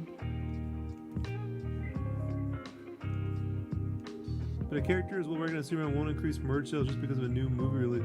If the movie's great, people will buy T-shirts. They'll buy the toys. The kids will buy. They will. They really will. You know. They really will. Sometimes it doesn't translate. Case in point, Avatar has never really been big in the merchandise sales. That is true. But Superman shirts should be a no-brainer if that movie takes off. You know? Icon shirts are always going to sell.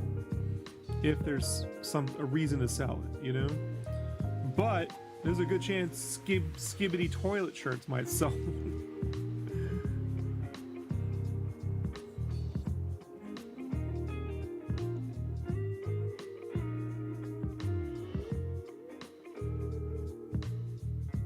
But you know, man, you couldn't really sell a Captain America anything until the Avengers came out. The first movie, not so much, but when the Avengers came out, then yeah, those Shield shirts sold for years and years and years and years. Probably, I don't know what they're doing now, but probably still doing well. I myself have made dozens and dozens of Shield shirts. You know?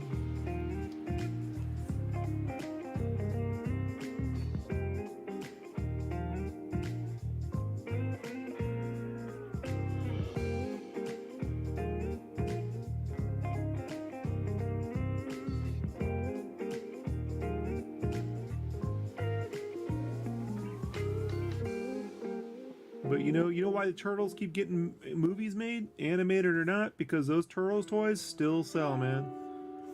They still sell. Even Mutant Mayhem sells. So even a moderate film like that, which didn't really make its money back at the box office, I guarantee you made its money in merch, you know?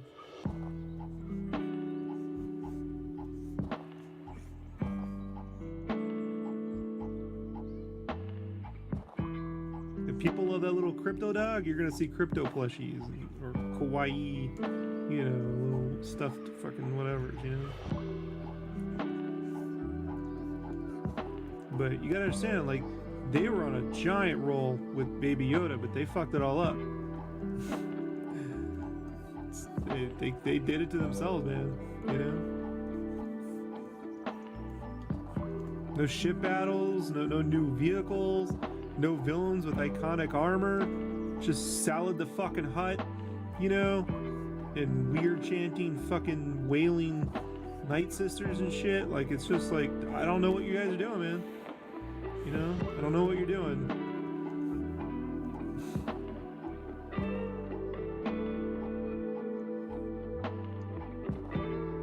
You know, you're trying to appease.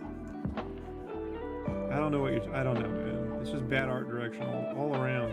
All around.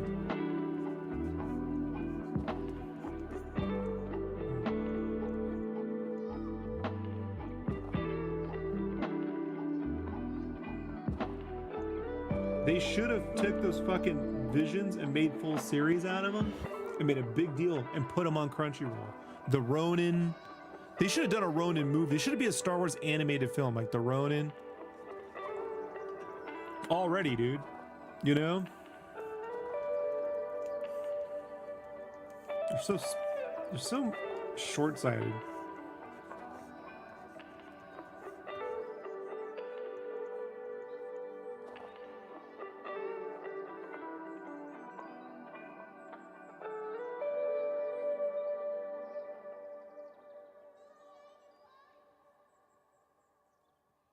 not going all in on like real VR experiences like Vader Immortal.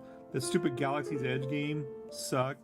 Look at the new Batman Arkham game that just came out. Arkham Shadow. I'm telling you, they gotta go after those hardcore fans first and build that back up and get them on their side.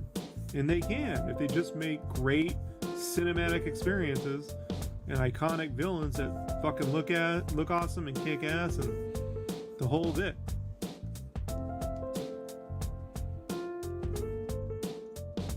You know, and then you put in something.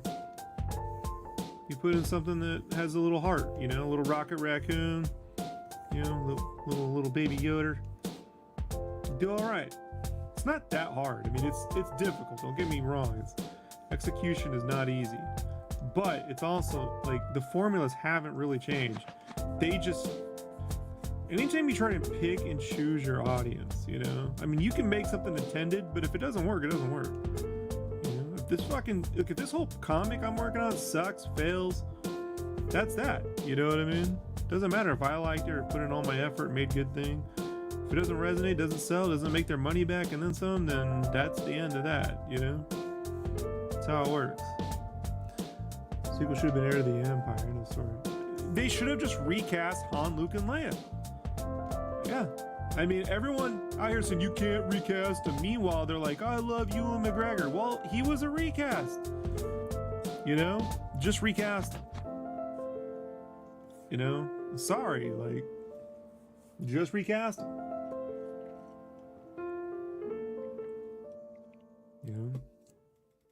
I mean, you don't want to do an exact adaptation because there's a lot of boring ass shit in books, but that was definitely a template. A thinking villain, you know? A thinking villain. Smart. After Vader, smart.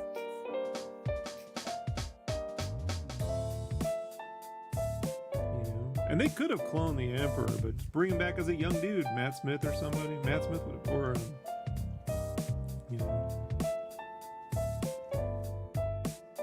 I would not prefer it, but if they were going to go that route, there was a way to do it. But yeah, man, they did what they did, you know. And now they're going to have to crawl their way out of it. And they think the Mando movie's going to save them, but you know me, man. I've been saying they should have that movie should have been made right after season 2.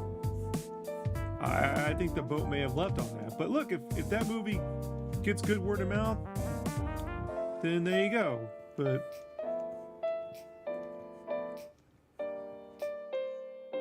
I don't know.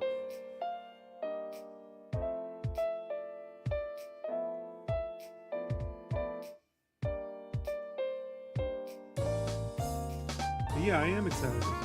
I follow it all the time. I've seen some of the...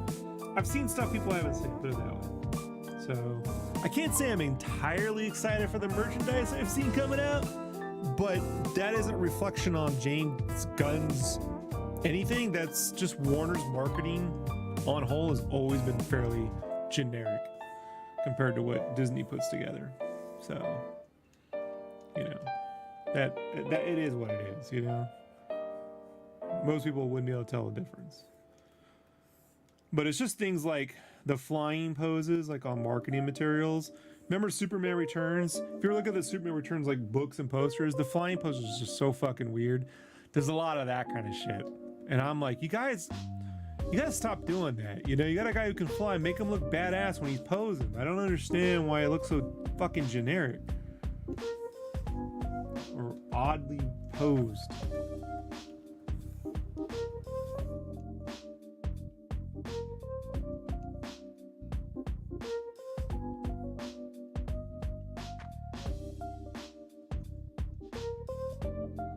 But compare that, I've seen a lot of Fantastic Four marketing materials, and that stuff looks brilliant. So it's like, you know, James Gunn and them are doing something different on one end, but on the other end, it's a lot of the same shit.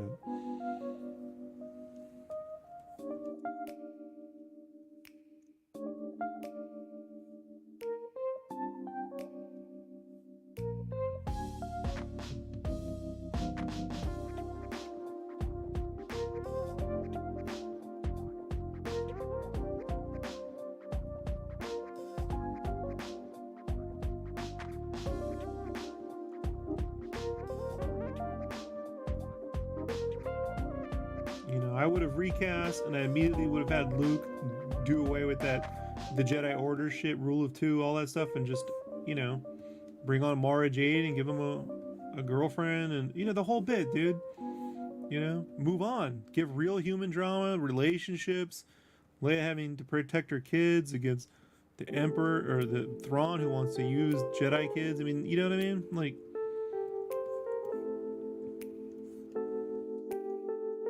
there's a whole thing there, dude. So it's like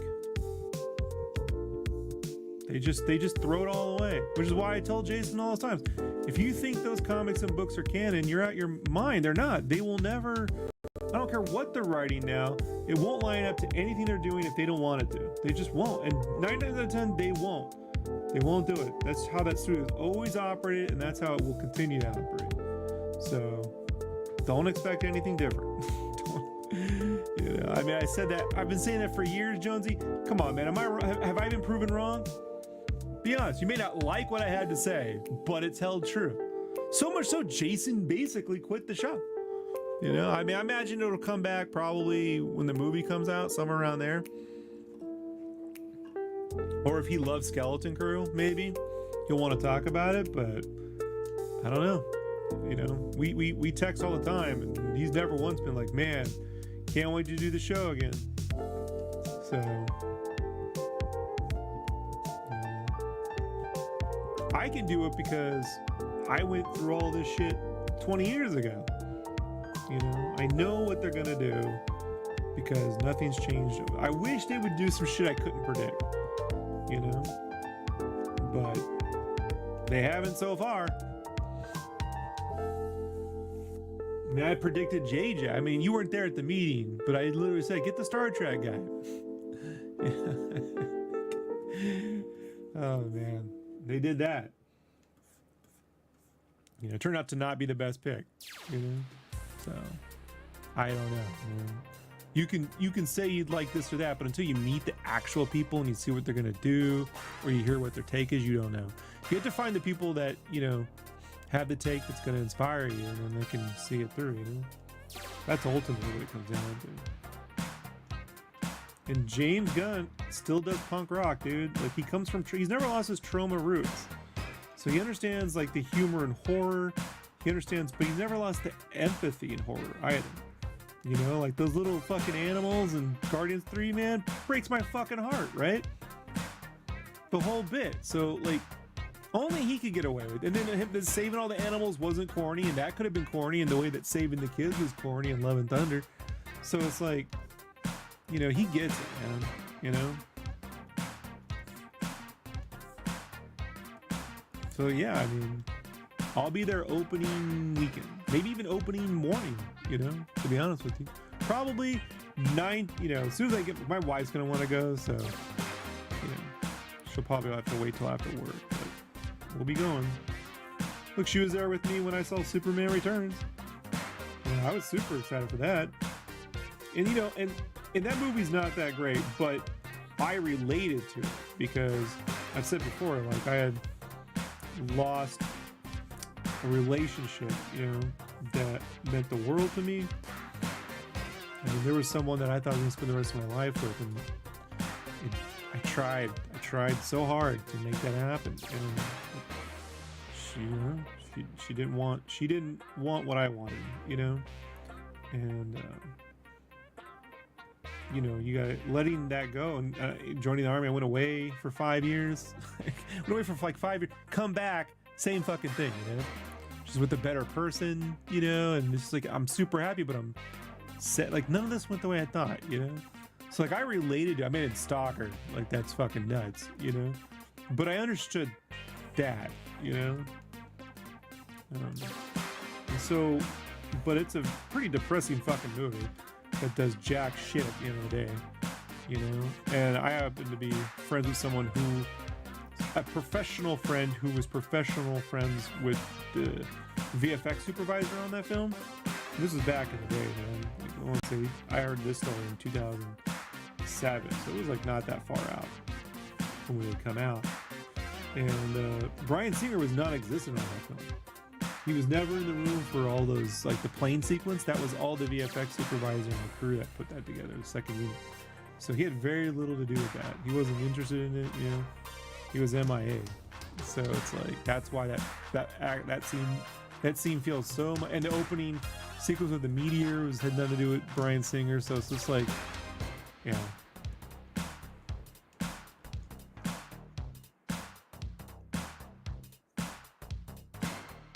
James Gunn ain't like that. You know what I mean? Storyboards all his own shit out. Knows exactly, he knows how to make a film with heart. I'm just worried about the score, you know? Will it just be generic or will it be memorable? That's my biggest worry.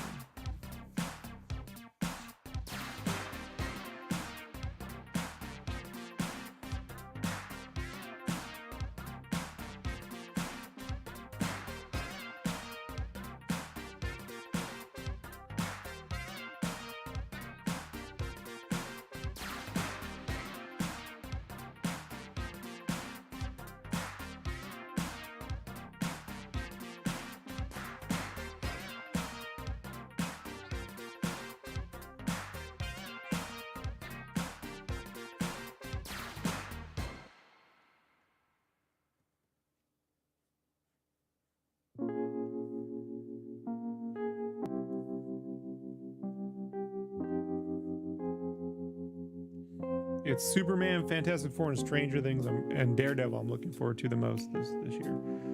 This year, and I said this back at the show last year, I said I'm looking forward the most was X-Men 97. You know? And that turned out to be a huge one. So, you know, Penguin I was looking forward to. I was worried about the cinematography on Penguin. And, you know, it's not the Batman, but at the same time, they don't, you know, it's fucking 8 hours. They couldn't do that kind of color grade. They do a great job of emulating the Batman when they get to Gotham and do night stuff. You know, and it's not at the same level, but it's at a respectable level. So and the writing's phenomenal. So like, you know, so the Penguin and X-Men 97, probably my two favorite things this year. Deadpool Wolverine was super fun, dude. Super fun. It's the movie like my wife will like to leave on all the time, and I'm like, I'm cool with it. You know, I have fun with it. But if you want to know what I'm leaving on while I work, it's the Batman. You know? I'm that kind of dude.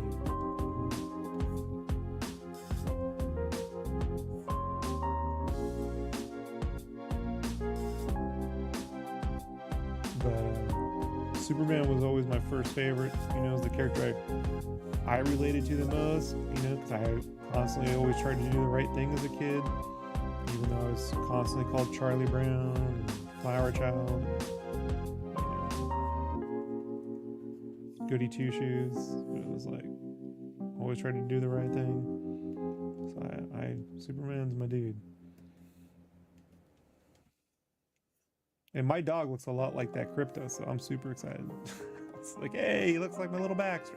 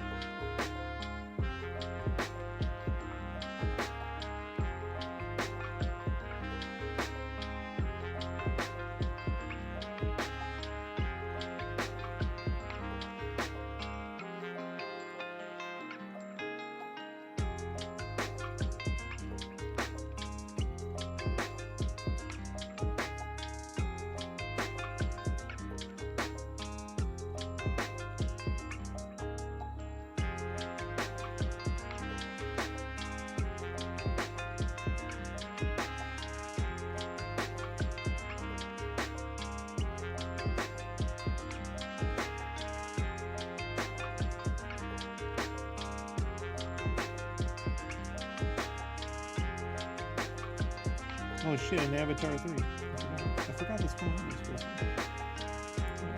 Planning for that too. Wish he'd get a better composer. Wish he'd get a better composer.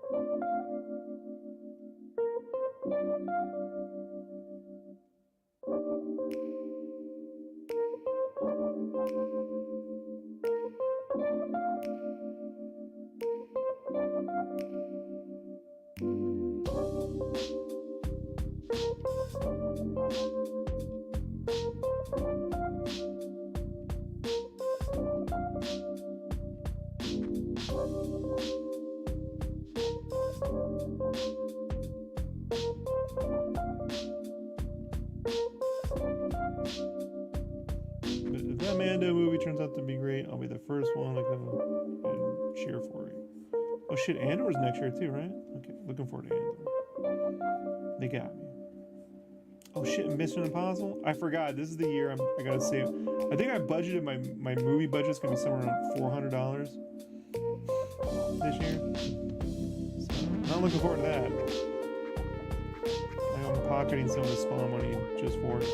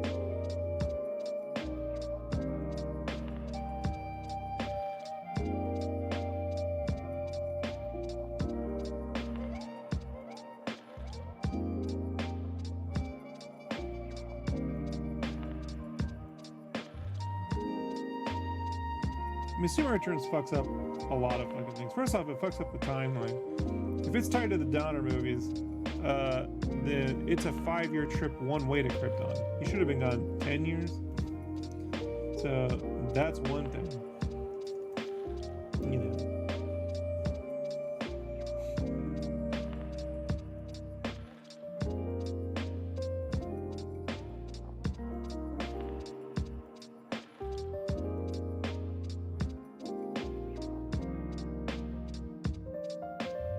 I mean, second of all, like if it's following the Donner movie, then she forgot about him being Superman, so she shouldn't remember.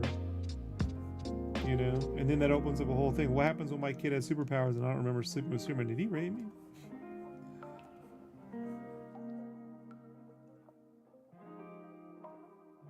He should have had to like tell her I made you forget. You know, you did what? It's just, you know, all sorts of shit, man. All sorts of shit. Luther acting like he never tried that stupid plan before, you know, just all sorts of dumb moves. And look, that's what happens when you take your fan base for granted, you know? They'll just buy anything we do because we're putting it out. And are they just happy to have something? They should be so happy. Don't assume your fans should just be happy because you made something. I assume no Spawn fan wants to buy my book, you know? I have to like prove it to them with every fucking thing. Here's why you should, you know? And I can't do the selling. The book has to do the selling. They have to eventually look at it and then go, what? Well, oh yeah, all right, but then, hey, look at that. All right, this is awfully insider for, oh hey, they got, oh hey, look at that. Oh, he did that. All right, well, I mean, Okay, like, you know, you can win him over, dude. But it can't be like, well, you don't want a Superman movie then? Fine, I'll take it away. Like, thanks, bud. You know, or we're gonna get to the real thing the next time out. That's the shit that bothers me, you know. So it's like, I'm always like, guy, just, you know, just do the thing now. Don't do the thing later. You're never guaranteed a later. You know? So everyone's like, oh man, you put a lot of work in this one. I don't know if I'll ever get another one, guys. I'm assuming everything I do is the last thing I'm doing. I just operate on that. I operate on that belief, you know? Oh, but you don't know. I don't see anyone knocking on my door to work on any AAA video games. You know? Film's version would have been 25 years old, making it more established and yeah.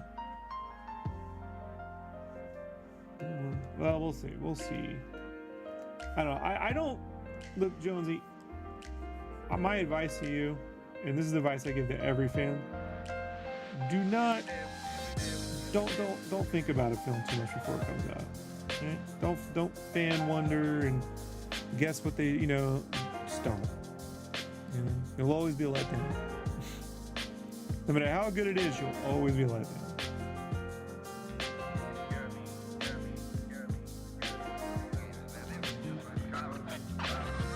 My excitement starts and stops with who's making the movie.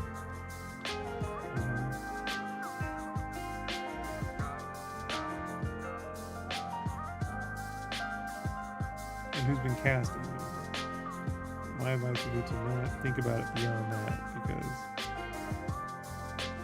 because you could get a perfectly great film and then be let down by it because it wasn't exactly lining up to, you know, kind of. You could be 60 years old and Superman doesn't age. I mean, doesn't, you know, not like we do. I don't know, you know. Most likely not, but I don't know.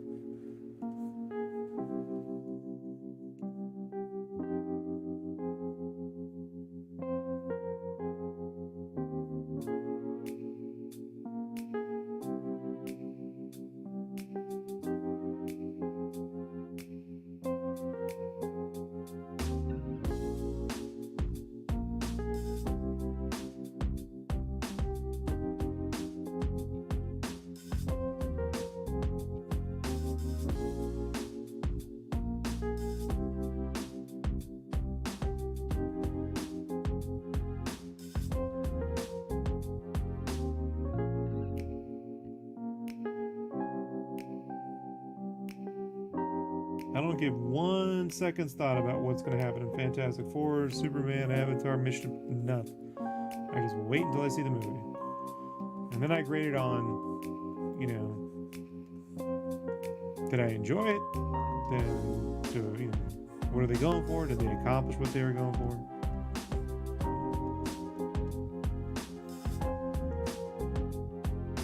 But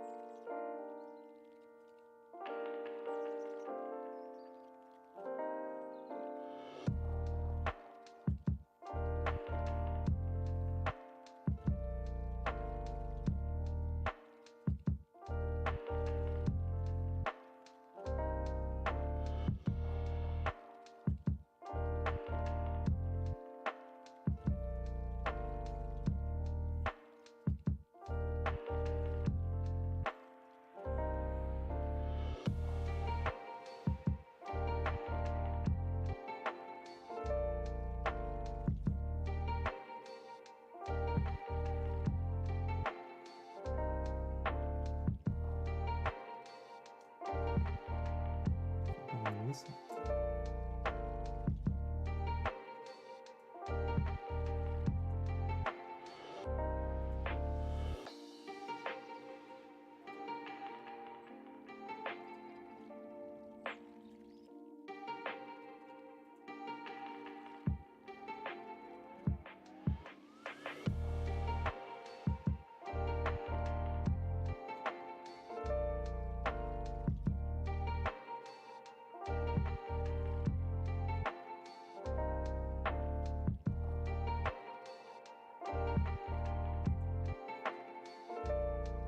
It's been 2 hours.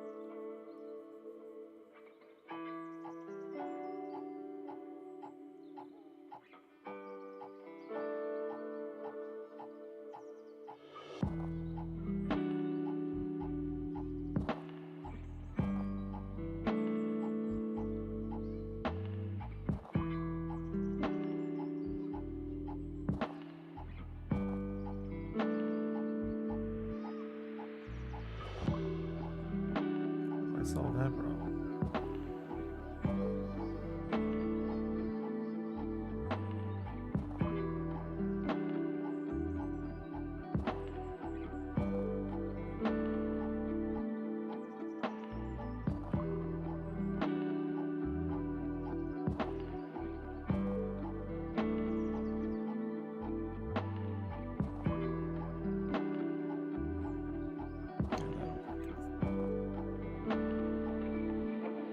Sometimes when you're drawing comics, man, you'll draw a line that will intersect with the panel or create. It's not a tangent exactly, but just things don't look right. And then How do I? The drawing is fine. How do I solve that problem?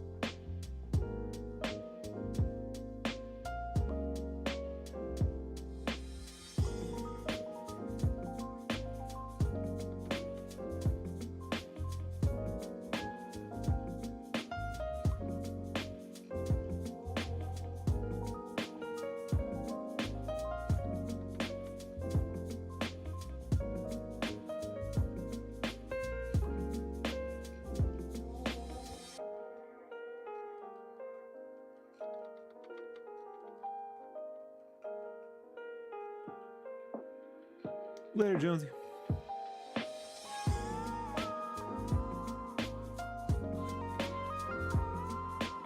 How long I've been streaming? 4 hours? Pretty good. Pretty good time, folks. I'm gonna call it here. I got some podcasts I want to listen to. I'll just put a pin in it. We'll continue this right from here tomorrow night. There we go. Pause it. Thanks for hanging out. See you all on the other side. Peace.